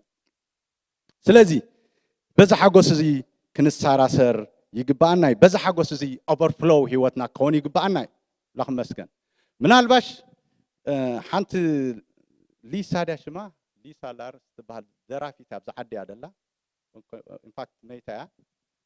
قلنا زا سبزيا درافي تفلتها وني بيجلا تقمد نيرا إنه يحدث لذي الله هذا كذا سي أبت ريكارد تكون أبت جينس قلق شما خصوع تبهاي لسي في الشيخ بمبالس 10 ساعات في الشيخ لا يلوما انزين 10 ساعات قالن في الشيخ لا يلوما أبز عد ما كم باستر أرون كم لنا نير دبي كلنا كم يرخيب كاية الناس أو أمريكا زاي لما أفتاوشت أنت الله تفلتنا لك قن كلهم زاي لك حجي وشتاوي وشتحرر كون غلي دوغي يجن that's why سب حزن حج بإنجليش حانتاي تبلالا the saddest lives are those of pleasant seekers تز حزن السبات حقوس نخرخبو زنادي السبات لك حقوس ديلمسي حسس زبلو حقوس جنا بجزابي هريز اللحوات مخنيات حقوس حسكا كلل كتب كلها تنفاس كخت ملقيها جنزب كخت وديها تايلكم مسيلكم مخبب معرف كل تتقص عسرته عين تيز دلي كله عيكل كل كونن يلو كعصر لكم إليه نقول سلامني نقرنا يدل حجي نقارص كلن نقيرنا لس مني تزحبتما مني تزتبابنيا مني تنقوس مني معاتان السزلو معات كله زلوا طباب كله منفساوي يخون طباب امراوي يخون كله زلوا طيب لنا له مسيو عينت زليو كله ايكل كلكونن حقوس زبلن لبي ايكل عكون زي اخذ حقوسك انت لمو ገንዘብ አለው ይገዛ زيات حقوسك كاتلهم قلبت على يمتع كلها جيروا كلها حكيدو كما يتبل الله لبي بكل تعري يعقوس نيريمو تعما كل تعري زخونه شعويلو نتعداوي زغبرو كل عينت نعيخ تعر كل تعرن تملكتكو انه از كله كونتنت ددحر نفاس مغيايو اب تحت صحاي ربحا يلبون يلعصوا مونتاي داينا خنغبر من حقوسكم هاي تكبروا زلنايو دبل دلكم بر كيبلعخا كيستخادو نبر كوينو ግን ንሓጎስና ዝሰርቕ ዘበለን ሓጎስና ክወስድ ዝመጽእ ዘበለ ዝኾነ ኩነታት ዕድል ኣይንሃበየ ዝብል ዘሎ ምክንያት ኮይኑ ካብቲ እግዚኣብሔር ዝሃበና ሓጎስ ምክንያት ብምግባር ኣይንጉደል ሕዋተይ ኣምላኽ መስገን ሓጎስ እግዚኣብሔር ታይ ሓይልና እዩ ኣምላኽ መስገን ስለዚ መዝሙር ዳዊት አንቶ ይዛረባ ነይሩ ምዛ ናይ መክብ ተሪና ካብቶም እኽሎምን ወይኖምን ምስ በዝሐ ዝሕጎስዎ ሕጂ እዚኣ ብዙሕ ክሪኣ ፈቲነ ብምውድዳር ከማን ኣይኮነን ዝዛረብ ዘሎ ኣብዛሕ ብጣዕሚ ሓጎስ ኣሎ ግን እዚኣ ትበልጽ ማለት ይኮነ መጽሓፍ ቅዱስ ኢየሱስ ክርስቶስ ሰላም ይህበኩም ሰላም ይሓድገልኩም ተኣነ ዝህበኩም ሰላም ከምቲ ዓለም ትህበኩም ኣይኮነን ኢሉ ምሽ ሕጂ ልክ ሚረር ብሚረር ምውድዳር ኣይኮነን ይወ ሰላም ናታ ዝኾነ ነገር ኣሎ ግን ምስ ናይ ኣምላኽ ኣዋዳዲርካስ ቁርብ ናይ ኣምላኽ በልጽ ኣይኮንና ንብል ዘለና ፈጺሙ ይራኸብኒ እቲ ጊዛዊ እቲ ዘለዓለማዊ ኢንፊኒቲ ኤንድ ዋን ተዋዳድሮ ኢኻ ነዋዳድሮ ዋላ 100,000 ኢንፊኒቲ ትፈልጡ ኣኽምሽ ታቁፅሪ ዘለዓለማውን ዝኾነ ዓይነት ቁፅሪ ዶ ነዋዳድሮ ኢና ፍጹም ኣይዋዳደርኒ ኣምላኽ መስገን ሰላምና ብዙሕ እዩ ሓጎስና ብዙሕ እዩ ዮሐንስ ኢየሱስ ክርስቶስ ታይሉ ሓንቲ ጥቕሲ ተረኺበያ ምዕራፍ 16 መስለኒ يا مرة 16 تقص 22 امباركيلو نسخاتكم لو مغوحلكم غناخه كم بحدش كريئكم لبخون حغوسيو حغوسكم دما كاباخوم زوستو يلبون بقى حغوسكم سي مانم نقنقايا بلاني very important انا اخو تتوسيدا ترجم كريستنا خطفاكم يذلل حغوسكم كيوسد انا لو جوهم قال يالله جوهم منفس ያለው ጆኹም እሕዋት ካለውኩም አጆኹም ብለናል ሓጎስኩም ሓለፍ ኢሉ ክገዞ ዝኽእል የለን ሓለፍ ኢሉ ክወስዶ ዝኽእል የለን ስለዚህ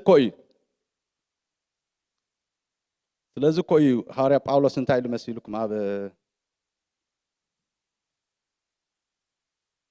ኣብ ቆሮንቶስ ነዊሕ ምስተዛረበ ዝዓት መከራ ዘጓነፎ ብዙሕ ምስተጸቀጠ كلاي قرنطوس 6:10 كم غويات يلشعو بزوح مستزارب غناخه كل غيزه حغساتي ناس كل غيزه حغس يبلو حواته دحان ابغص كاي كونن غوي تمسلكا شجر يبلو كما يكون يبلكانه انا ها خونا كلني وشتخا غن كل غيزه حغساتي نايل باولوس كم غويات غناخه تايلو كل غيزه كم دخاتات نبزحات تاين قبرينا نتصقينا واو سبكري يخلوكو باولوس باي ذا واي كم زناتي قلبت زبلون اين برن مثلا انا قد عندي قلبت دي كم زخما اين برن وانا قوم طيب بوزع نجر دوع وعد بلي زربو يحيال جن دغايد مثل نبزحات تصققنا وشط الله الله مسك قوي دمثل قرب مسلكا ግን የሰራስረካ ቃል አለው መንፈስ አለው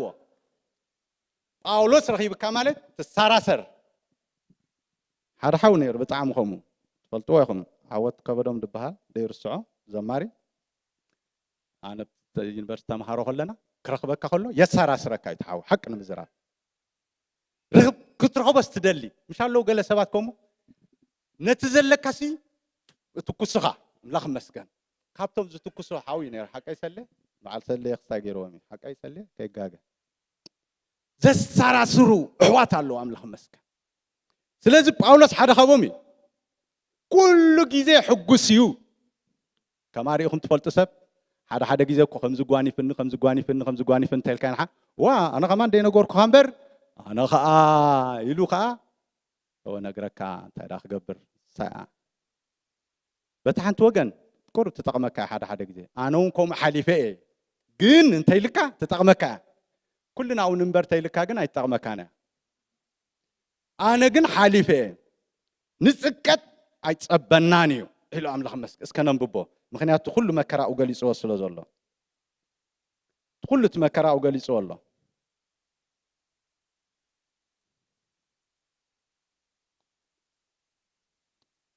ጉይ ኢለ ከንብበ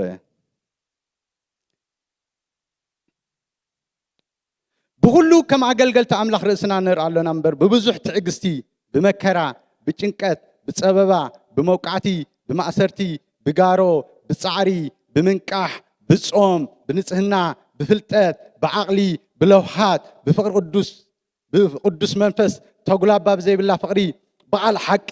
ብስልጣን ኣምላኽ በፅዋር ጽድቂ ብየማነ ፀጋም ብብርሃንን ሕስራንን ብኽፉእ ወረን ጽቡቕ ወረን ከም መስሓቲ ግና ኸሰብ ሓቂና ከም ዘይተፈለጥና ግና ኸጸቢቕና ፍሉጣት ኢና ከም ዝሞትና ንወኻ ህያዋን ኢና ከም ቁፅዓት ንሞት ግና ኣይተወፈናን ከም ድኻታት ንብዙሓት ነጸጊና ኩሉ ኸለናስ ሓንቲ ኸብ ዘይብሎም ኮይና ንርኢ ኣለና ኣይገርመኩምን ኩሉ ዘይብልና ክነስናሲ ኩሉ ግን ነጸጊና ኢሉ ኣምላኽ ይመስገን ጎይታ ይባረኽ ስለዚ ጳውሎስ ብሙሉ ናይ መከራ ኣብ ህይወቱ ከጓንፎ ዝኽእል ኩሉ ቻሌንጅ ከም ኣገልጋሊ ኩሉ ገሊፅዎ ግን ኩሉ ኦቨርካም ከም ዝገበርካ ይገልፀና ኣሎ ኣምላኽ ይመስገን ጎይታ ይባረኽ ምክንያቱ ኩሉ ግዜ ሕጉስ ነይሩ ካብቲ ሓደ ዝበለፀ ባህሪ እዩ ማለት እዩ ኣምላኽ ይመስገን ካብቲ ባህሪ ኣምላኽ ክንለብሶ ዘለና ሕጉስ ምዃን እዩ ማለት ስለዚ መጽሓፍ ቅዱስ ጳውሎስ ኣብ ፊልጵ ምዕራፍ 3 እንታይ ኢልዎ መሲልኩም ክገልጽ ምስ ፀንሐ ምዕራፍ 2 ሓደ ግዜ ኤፓፍራዲጦስ ዝበሃል ሓሚሙ ንሞት ቀሪቡ ነይሩ ምዕራፍ 2 ድሓር ኣምላኽ ረዲእኒ ንስኻትኩም ከዓ ከምዚ ጌርኩም ኢሉ ክዛረብ ፀንሐ ሽዑ እንታይ ኢልኩም ምዕራፍ 3 ጥቕስ ሓደር እዩ ብዝተረፈስ ኢልካ እንታይ ማለት ፋይናሊ ብእንግሊሽ ከማያት እቲ ሁሉ ሓምን ኮለ ኤፓፍራዲጦስ ትጉሂ ካው ከሎ ትሕጎስ ከም ዝኸውን ከሎ ከምዚ መከራ ከጓንፈካ ከሎ ከምዚ ትኸውን ፋይናል ግን ኢልካ ብጎይታ ባህ በልኩም እዚ መጽሓፈይ ንዓይ ጭንቂ ይኮነን ንዓኻትኩም ግን እንታይ ኢሉ ንጽንዓትኩም እዩ ገርም እያ ኩሉ መከራ ጓኒፍካ ሓንሳ ኣፕስ ኤንድ ዳውን ከጓንፈካ ኸል ግን ፋይናሊ ብጎይታ እንታይ ይኹን ይብልካ ባህ ይበልካ ብጎይታ ተሓጎስ እዛ ኣነ ክፅሕፎ ከለኹ ኢሉ ንዓይ ጭንቂ ይኮነን ንዓኹም ግን እንታይ ድገብረኩም ደው ይደብረኩም ኢሉ ኣምላኽ የጽንዓኩም እዩ ብጎይታ ሕጉስ እንታይ ማለት እዩ ኣብ ህላውነት እግዚአብሔር ኣብ ከኣልነት እግዚአብሔር ተወኪሉ መንፈስ ቅዱስ ተመልዩ ኣው ዝነብር ሰብ ኣብ ቃሉ ዝነብር ሰብ ከም ዘለዎ ዝኸውን ሰብ ትውኩልቲ ብኣምላኽ ጥራሕ ዝገብር ሰብ አንቶይ መዝሙር ዳዊትን ብበልኩም ነይረ ምዕራፍ 16 ወእግዚአብሔር ኢልዎ ተኸስኽል ተራእይዋ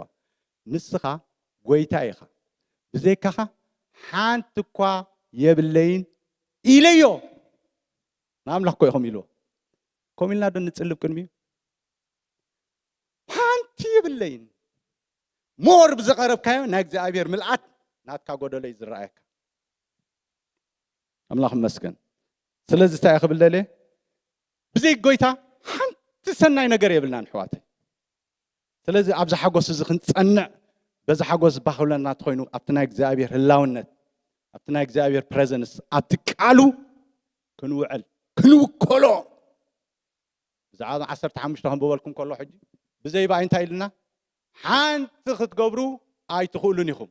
እሞ ዝከኣለና ንገብር ኣለና እንዲና ክትብሉ እንትኽእሉ ኢኹም እወ ዝከኣለኩም ምግባርቲ ኣይተቋርፁ እየ ድብል ኣለኹ ብዝኾነ ኣይትከልከሉ ዝከኣለኩም ትገብሩ ተለኹም ግን ናይ ብሓቂ ነቲ ንኣምላኽ ዝግብኦ ግዜ ናይ እግዚኣብሔር ክቡር ነገር ናይ እግዚኣብሔር ሃብቲ ናይ እግዚኣብሔር ጥበብ ናይ እግዚኣብሔር ምልኣት ክንድቲ ዝግብኦ ዕድል ግዜ ንህቦ ኣለና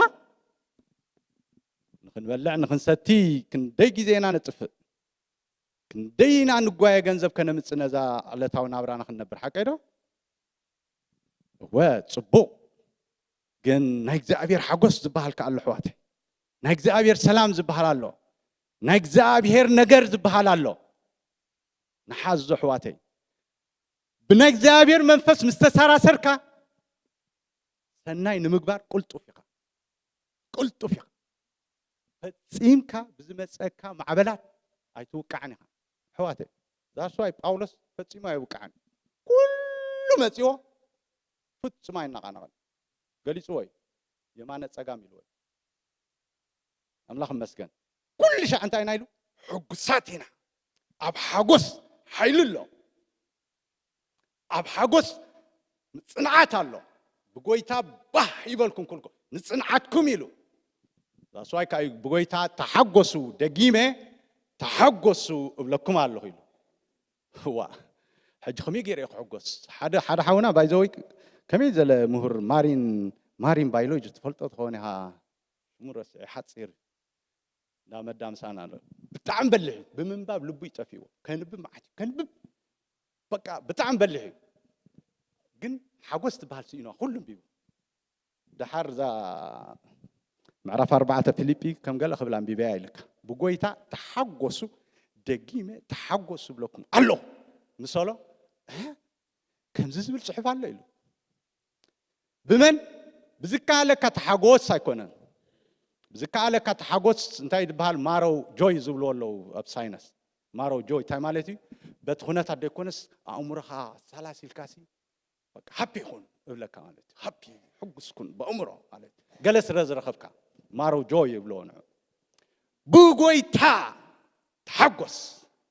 ምክንያቱ ጎይታ ኢየሱስ ክርስቶስ ሓጎስ ክበና ይመጽእ ኣምላኽ መስገን ሓጎስ ከማቕለና ይመጽእ ዘይተሓጎስ ክቐብአና ይመጽእ ኣምላኽ መስገን ኣብ ሓጎስ ክንጸንዕኻ ኣብ ቃሉ ክንጸንዕ ኣብ ፍቕሩ ክንጸንዕ ሚዒድና ኣብቲ ዝሃበና ሓጎስ እዚ ሓጎስ እዚ ማንም ካባኹም ዝወስቶ የለን ኮብል ኣሎ ምዕራፍ 16 እሞ ተዘየለ ዳ እሞ ከመይና ጌርና ንጸንዕ ኣብ ቃሉ ንጽናዕ ኣሕዋተይ ቃሉ ነንብቦ ጸሎት ከዓ ግዜ ንሃቦ ካብኡ ከይትወፅእ እዩ ዝኽልክለካ ኩሉ ሻዕ ደይርስዓ ኣብ ቶሮንቶ ረኺባ ተሓለፈ መስኮትኩ ሓንቲ ሓፍትና እሳ እያ ዘኪረላ ዳተ መሃረት ኮላሲ ከምዚ እንታይ ድበሃል ቻፕል ድበሃል ነይሩ እቲ ዩኒቨርሲቲ ደብዝሐ ኣብኡ ጸሎት ነይሩ ትጽልሞ ሰዓት 3 ናይ ወጋሕታ ኸውን ምስ ተንበርክኸት ሓፍቲ ንዕይ ኺዲ ጽባሕ ክላስ ኣለከ ኢኻ ትብላ ወዲያ ታሪፍ ኣይኮነት ናጀኹም ትምህርታ ወዲያ ግን እዛ ሰብዛ ነቲ መሰዊ ነቲ ቦታ ኩሉ ሻዕ ትብህጎ ምስ ከደትካ ደፊኻ ተዚያው ጭኻያ ኣይትወፅን እያ ከምዚያ ምሰለት እያ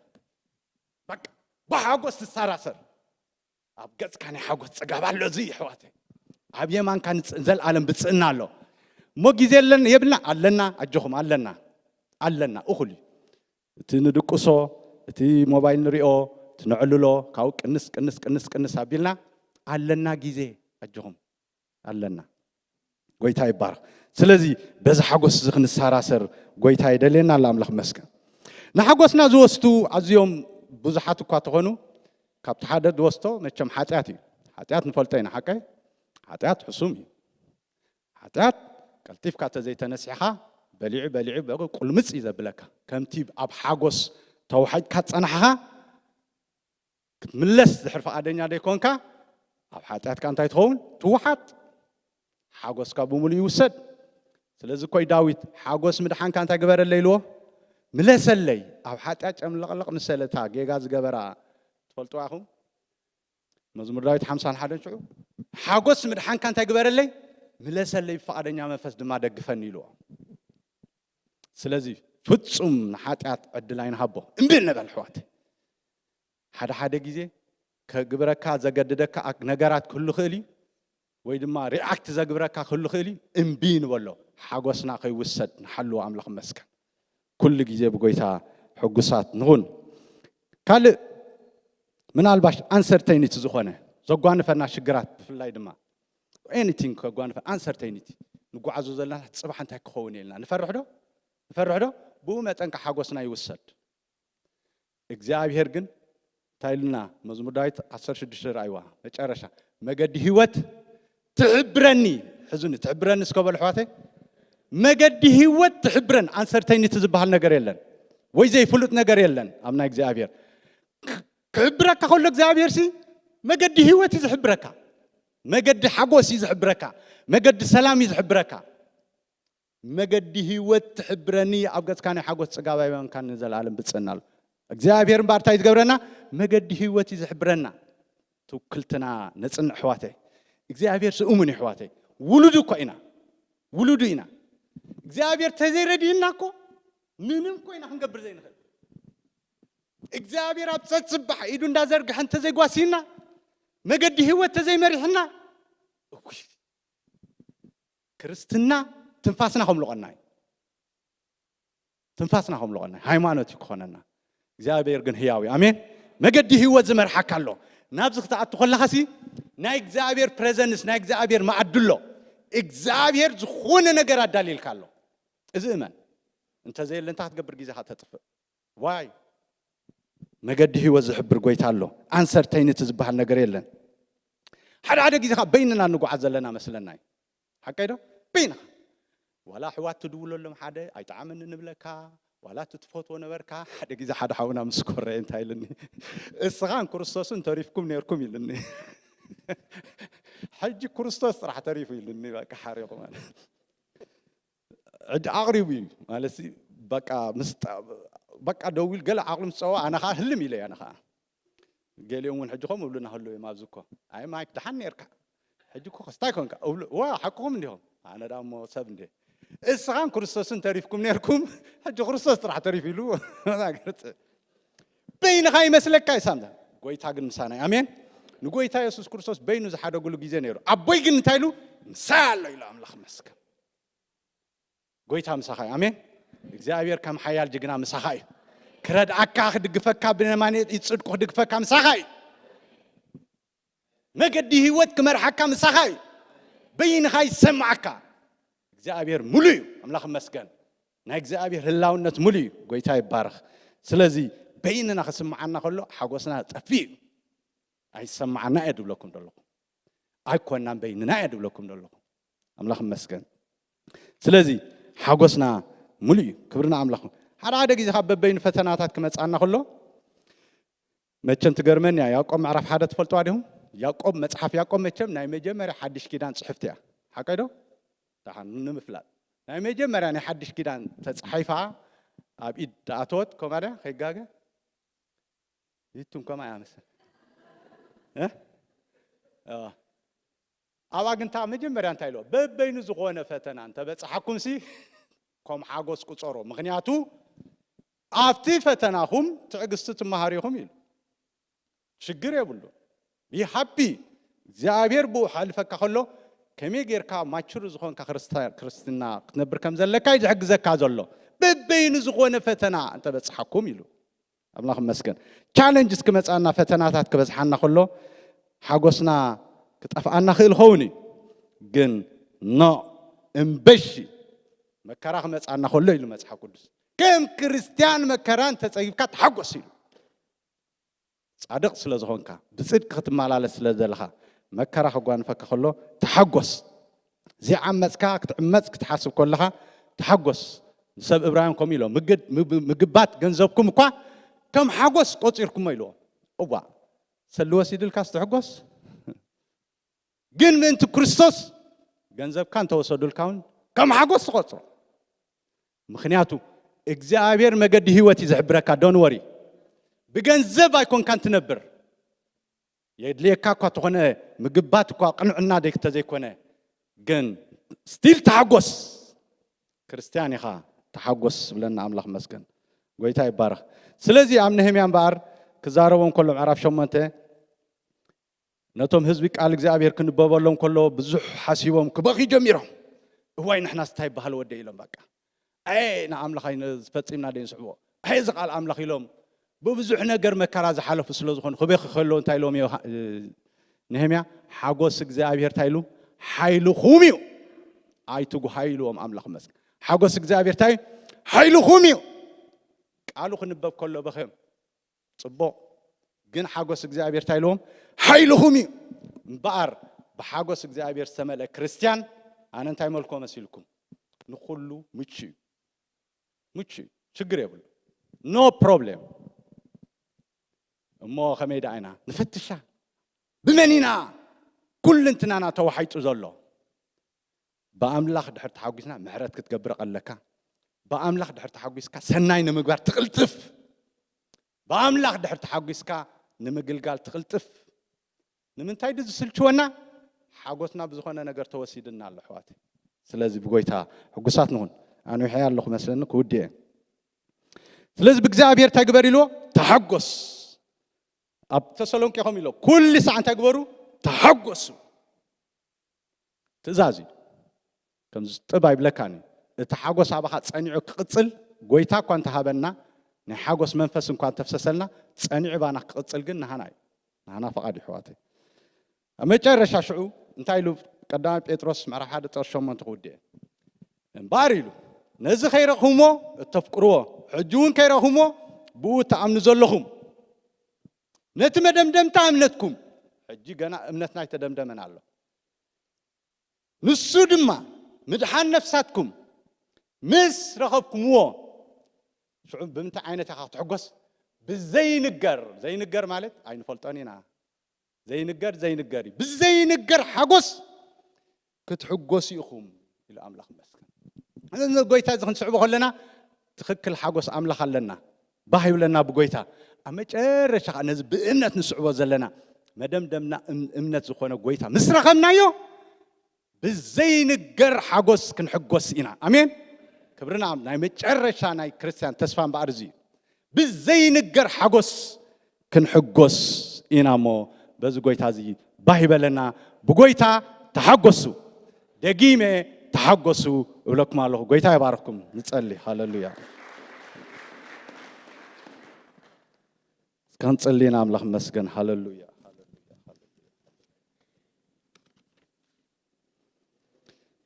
هاللويا هاللويا هاللويا هاللويا هاللويا هاللويا سكحواتي أملاخ مسكن قويتا يسوس كرسوس نابز مزر مستقل زيت حاجوس تقبي أملاخ مسكن أكن حزن زيت حاجوس قاب أنا خايمت يا أملاخ مسكن هاللويا زان زهبكم حاجوس كابخاتكم زوستيلني لا أملاخ مسكن هاللويا ما نم حيل متيو أيوصلكم ني لا أملاخ مسكن هاللويا أبز حاجوس زيت أنا عنا خنبر أملاخ مسكن كلك قللنا قلليو بز حاجوس تحلف تلخ أملاخ مسكن أبز حاجوس زي تحيل كاتلخ أملاخ مسكن أبزنا إجزابير حاجوس بملأت تلنا كل قليل أملاخ مسكن بأملاخنا نسقر أملاخ مسكن هاللويا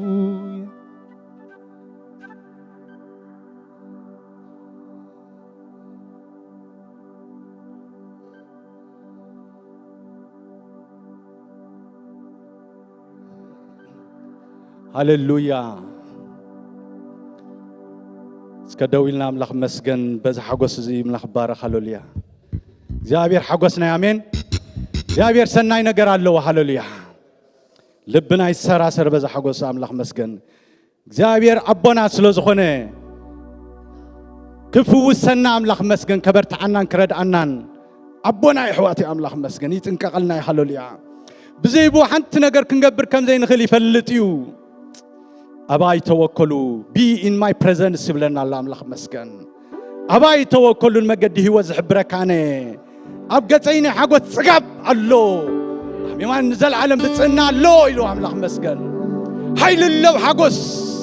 حيل الله هاللويا هاللويا الرنياي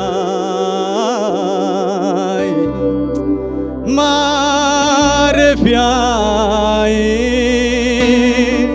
قالك ستناقر الدنيا صارفال يمتمكرو مكر تسفى يا صادرال ونياي چالو لبيان تبتها الرنياي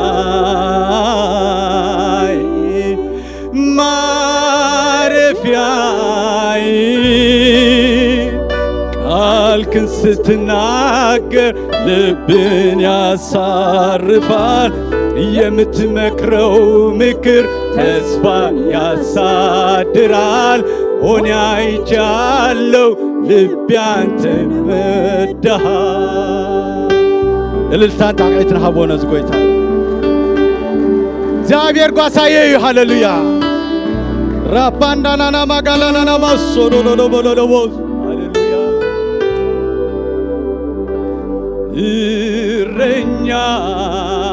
እረኛዬ ማረፊያዬ ቃልህን ስትናገር ልብን ያሳርፋል የምትመክረው ምክር ተስፋ ያሳድራል ሆኜ አይቻለሁ ልቤ አንተን ወድሃል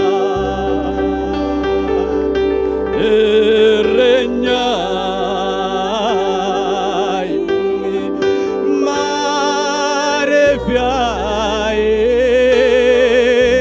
ቃልህን ስትናገር ልብን ያሳርፋል የምትመክረው ምክር ተስፋ ያሳድራል ሆኜ አይቻለሁ ልቤ አንተን ወድሃል እልልታን ታውቂትን ሀቦነ ዝጎይታ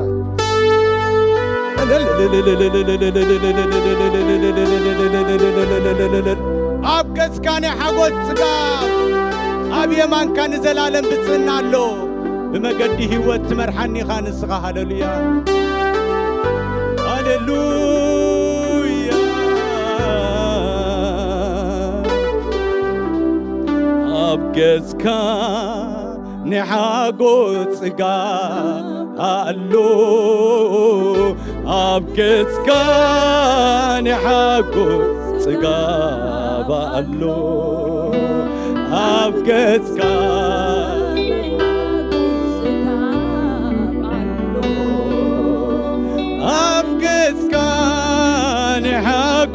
ጽጋ አሎ ኣብገጽካ ንሓጎስ ጽጋ አሎ ኣብገጽካ ንሓጎስ ጽጋ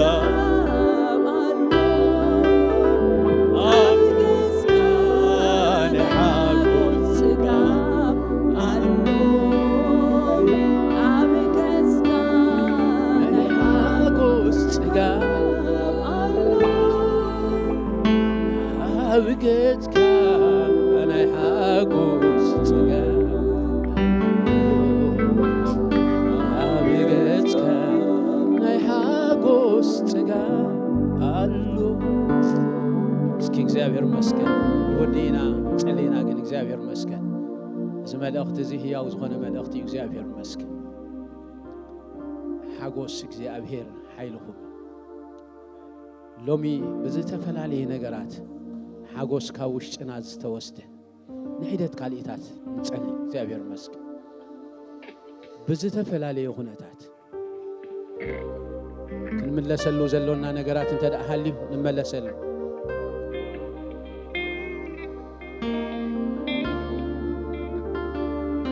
ሓጎስና ዝወስድ ዘበለ ኩሉ በኢየሱስ ክርስቶስ ሽም ንጸልይ በኢየሱስ ክርስቶስ በኢየሱስ ክርስቶስ ሽም ጸልያለሁ በኢየሱስ ክርስቶስ ጸልያለሁ በኢየሱስ ክርስቶስ ሽም ጸልያለሁ ምክንያቱ ዘይተፈልጸ ጓሂ ዘበለ ሐዘን ዘበለ አውሽጢ ሰብ ዘንብር በዛ ሰዓት እዚኣ በኢየሱስ ክርስቶስ ሽም ዝተልዓለ ክኸውን እዝዛለሁ በኢየሱስ ክርስቶስ ሽም ስልጣን ዝተልዓለ ይኹን ይብላል ጓሂ ዘበለ ኩሉ ጓሂ ዘበለ ኩሉ ጓሂ ዘበለ ኩሉ ሐዘን ዘበለ ኩሉ ምክንያቱ ዘይፍሉጥ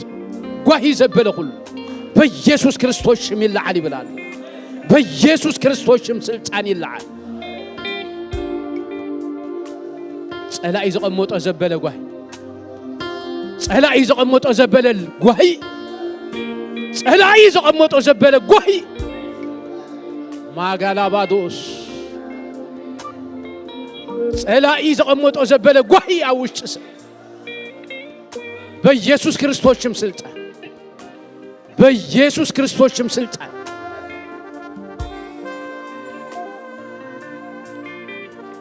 አብለዕ ለሰባት ጓሂ ደበና ናይ ጓሂ ዘበለ ናይ ጓሂ ደበና ዘበለ ሆነ በኢየሱስ ክርስቶስም ስልጣን ይላል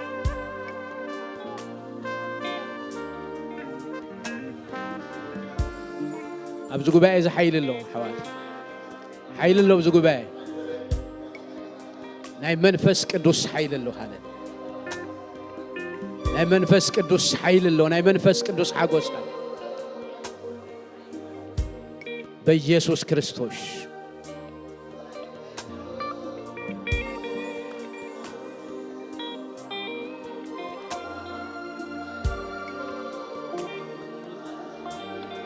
ተስፋ ዘቁርጥ ዘበለኹ ተስፋ ዘቁርጥ ዘበለኹ ጓሂ ዝለኽ ዘበለኹ በኢየሱስ ክርስቶስ ሩባላ ባጋላ ባዶና ማጋላ ባጅ ወደ ለበዲያና ማን ሩባላ ባጋላ ባያዳ ባዶና ማጋላ ባጅ ወደ ለበዲያና ማን ሩባላ ባጋላ ባያዳ ባዶስ ራፓዶና ማጋላ ባጅ ወደ ለበዲያና ማሱዳዳ ባክዳዳ ቦን ጓሂ ዘበለኹ ሁሉ حزن زبله كل بيسوع كريستوس شمس الثاني اللعن منفس حجوس ناي حجوس منفس ناي حجوس منفس ناي حجوس منفس ناي حجوس منفس ناي حجوس منفس ناي حجوس منفس ناي حجوس منفس ناي حجوس منفس ناي سحق منفس ناي سحق منفس بيسوع كريستوس ناي سحق منفس بيسوع كريستوس كاوشت سب ጓሂ በርቂቁ ዘውጽ ናይ ሓጎስ መንፈስ ናይ ሓጎስ መንፈስ ናይ ሓጎስ መንፈስ ናይ ሓጎስ መንፈስ ናይ ሓጎስ መንፈስ ሩባላ ባጋላ ባዶስ ራፓዶና ማጋላ ባጆ ደበዲያናማ ሩባላ ባጋላ ባያላ ባዶና ማጋላ ባዶስ ሩፓላ ባዶና ማጋላ ባጆ ደበዲያናማን ጓሂ ዘበለ ዝወስድ መንፈስ ጓሂ ዘበለ ዝወስድ መንፈስ ጓሂ ዘበለ ዝወስድ መንፈስ ጓሂ ዘበለ ዝወስድ መንፈስ ጓሂ ዘበለ ዝወስድ መንፈስ ራፓዶና ማጋላ ባዶስ ሩባላ ባጋላ ባያላ ባዶና ማጋላ ባዶ ሩፓላ ባያላ ባዶና ማጋላ ባጆ ደበዲያና ማኻ በኢየሱስ ክርስቶስ ናይ ሰዓቅ መንፈስ ናይ ሰዓቅ መንፈስ ናይ ሓጎስ መንፈስ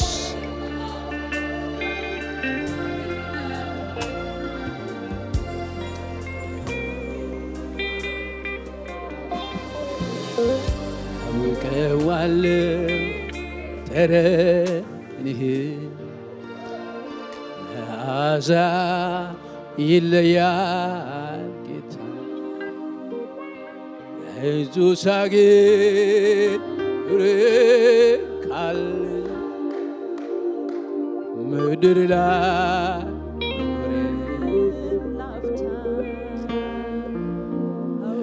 ወቀዋለው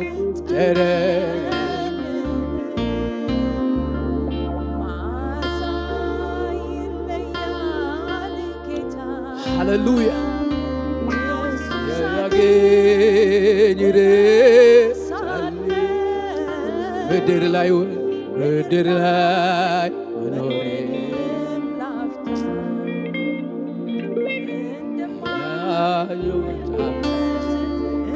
ጠሊቅ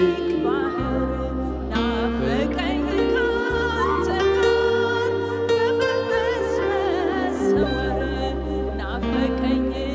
ካንተ ጋር በመንፈስ መሰወር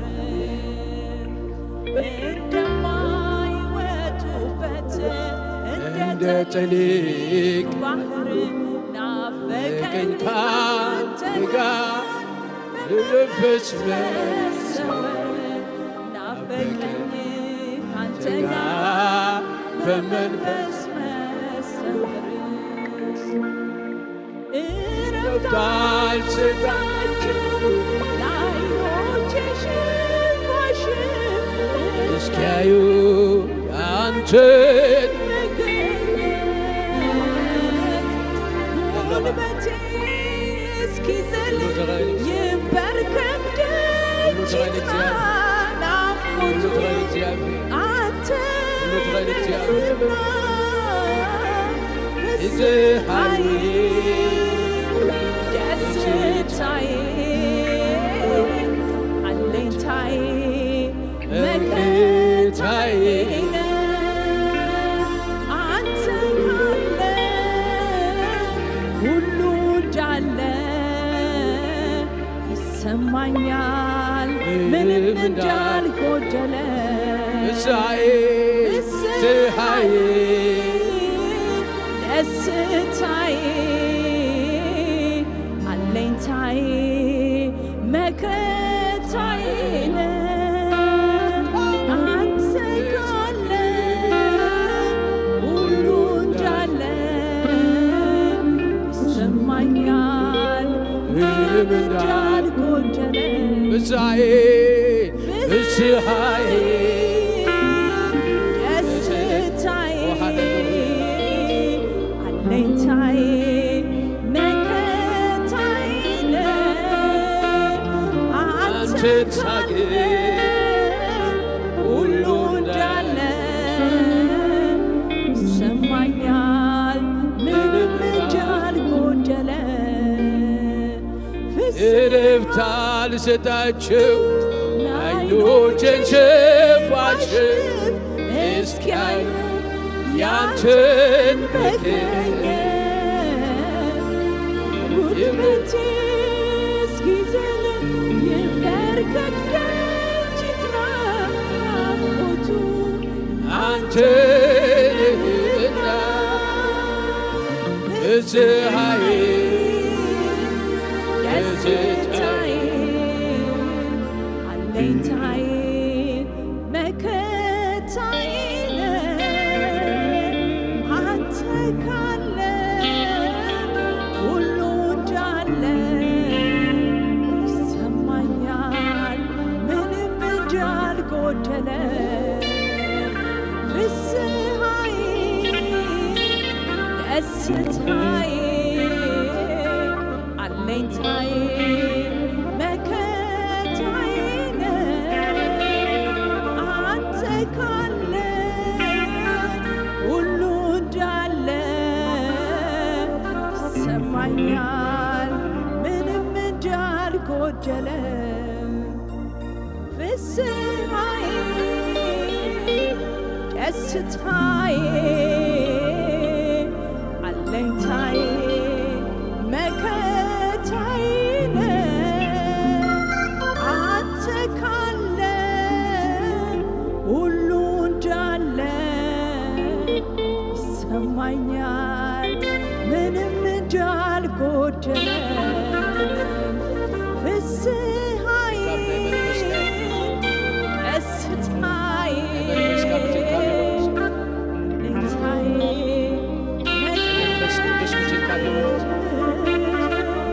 መንፈስ ካምችን ካፍ ይሆን ናይ መንፈስ ካምችን ካፍ ይሆን ናይ መንፈስ ካምችን ካፍ ይሆን ናይ መንፈስ ካምችን ካፍ ይሆን ናይ መንፈስ ካምችን ካፍ ይሆን የማልለው ይለፈኝ የማልለው ሰለቸኝ የማልለው ያንተ ደስታዬ ያለበት ያለፈ ሰላሜ መገኘት ነው መዋያ ማደሪያዬ በቃኝ የማልለው ይለፈኝ የማልለው ሰለቸኝ የማልለው ያንተ ደስታዬ ያለበት ያለፈ ሰላሜ መገኘት ነው መዋያ ማደሪያዬ በቃኝ የማልለው ይለፈኝ የማልለው ሰለቸኝ የማልለው ያንተ ልውናህ ደስታዬ ያለበት ያለፈ ሰላሜ መገኘት ነው መዋያ ማደሪያዬ በቃኝ የማልለው ይለፈኝ የማልለው ሰለቸኝ የማልለው ያንተ ልውናህ ጠሊናይ መንፈስ ደስታዬ ያለበት ያለፈ ሰላሜ ጠሊናይ መንፈስ ካብልዕ ነፍስ ወከብስ ጠሊናይ መንፈስ በኢየሱስ ክርስቶስ በኢየሱስ ክርስቶስ በኢየሱስ ክርስቶስ ለነፍስ ወከብ ሰብ ዘጥልል መንፈስ ለነፍስ ወከብ ዘጥልል መንፈስ ለነፍስ ወከብ ሰብ ዘጥልል መንፈስ ለነፍስ ወከብ ዘጥልል መንፈስ ለነፍስ ወከብ ዘጥልል መንፈስ ደስታዬ ያለበት ያለፈ ሰላሜ መገኘት ነው መዋያ ማደሪያዬ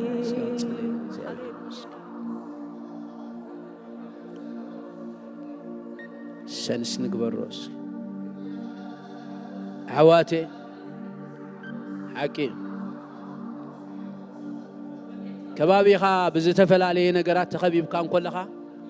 ካብ ውሽጥኻ ዘይውሰድ ናይ ኣምላኽ ዝኾነ ሓጎስ ኣሎ ዊሰንስ ቶም ንኣምላኽ ድፈልጥዎ ነዚ ነገራት እዚ ዝተማቕርዎ እዮም ኣብ ህይወቶም ፈልጥዎ እዮም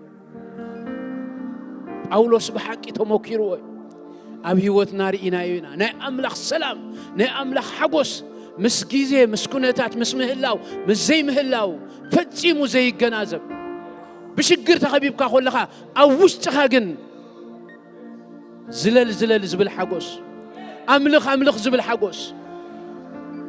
ናይ መንፈስ ቅዱስ ናይ መንፈስ ቅዱስ ሓጎስ ዕልል በል ዝብል ጨድር ድብል ናይ መንፈስ ቅዱስ ሓጎስ مزخونه زي ودادر ناي منفس قدوس حقوس لو من زغبا ازيو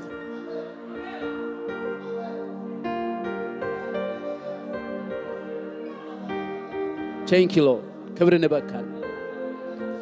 كبرنا بكال كبرنا بكال كبرنا بك كبرنا بك كبرنا بك كبرنا بك كبرنا بك كبرنا بك كبرنا بك كبرنا بك كبرنا بك كبرنا بك كبري كبري كبري كبري كبري كبري كبري كبري كبري ما قال بادوسيا روبا لا باغالا بايا لا بادونا ما قال بادو روبا لا بادونا ما قال باجول لبديانا ماخا روبا لا باغالا بادوس مسكيزي مسكونتات سيلوت حقوس سلام نايوش بيسوع كريستوس روبا لا باغالا بايا لا بادونا ما قال بادو رابادونا ما قال باجول لبديانا مانت كاوش سب زي وسد حقوس كاوش سب زي وسد حقوس كاوش سب زي وسد حقوس ناي لبي السلام ما قال بادوس روبا لا باغالا بايا لا بادونا ما قال بادو روبا لا بادونا ما قال بادونا ما قال بايا روبا لا باغالا بايا لا بادونا ما قال باجو لبديانا ما روبا لا باغالا بادوس رابادونا ما قال باجو لبديانا ما إيرابا لا بادونا ما قال باجو لبديا كابل بسب زي وسد حقوس كابل بسب زي وسد حقوس سلام ناي وش بيسوع كريستوس رابادونا ما قال بادوس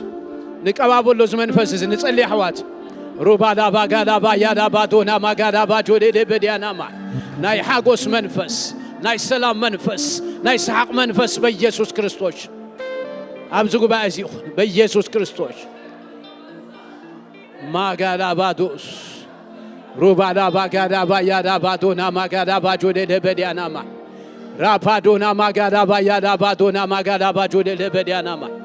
روبا لا باغالا بايا لا بادونا ما قال بادو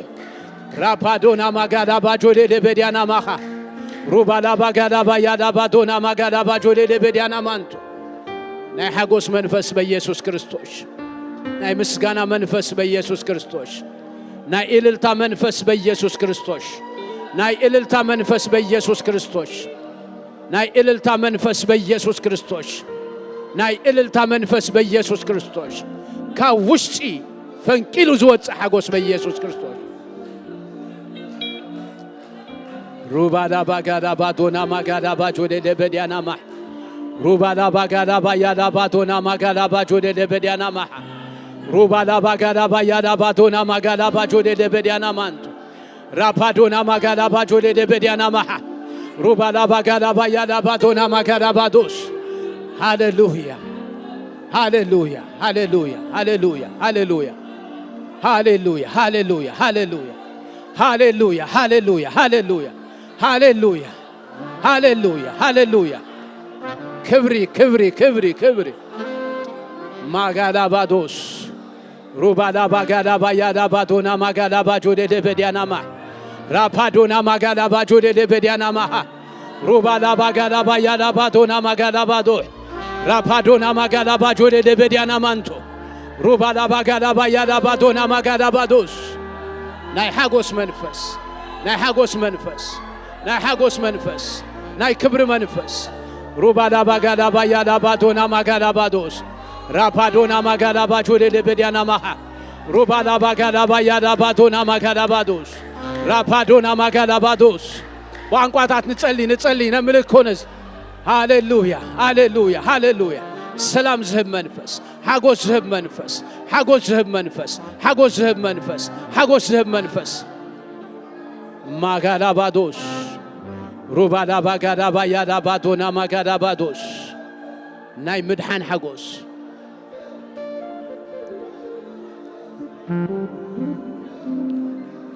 ሃሌሉያ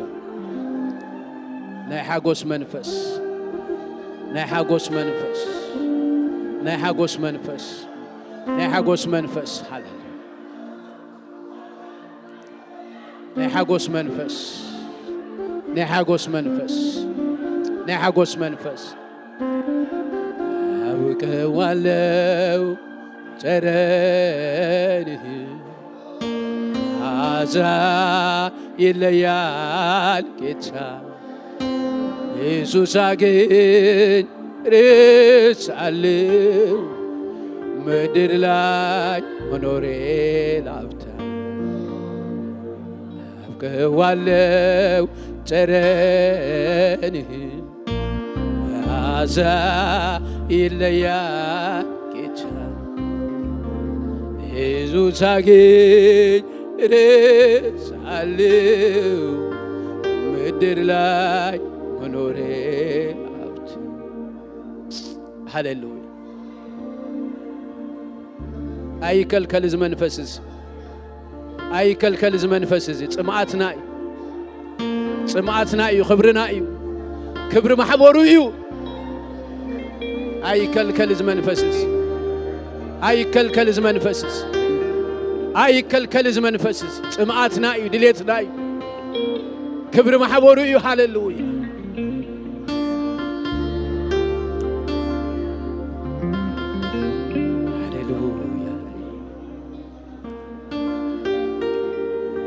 እስከደ ክንብሊና እግዚአብሔር መስክ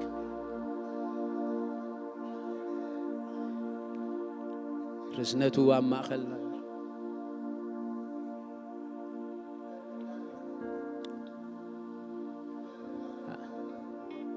أنا كان نتقرر تريز ما تعنزل كابزين قدمي تجسي كينات نتقرر تريز ما تعنزل كبرنا أملاخ يخون سكحن سابق للتام بتاعتنا أملاخ كبرنا هذا كبروا وما أخل الناس لازم كبروا وما أخل الناس لازم كبر قبوي أملاخ زت أنا نع منفس سلام زهم منفس حجوز زهم منفس بروح سميع وأبوه تمسكنا مسكنك هلو كم قالك نقالك بالسعوت أمراس لززناخ أوشتنا السلام حقوس سيابهر أملاخي سلزهابك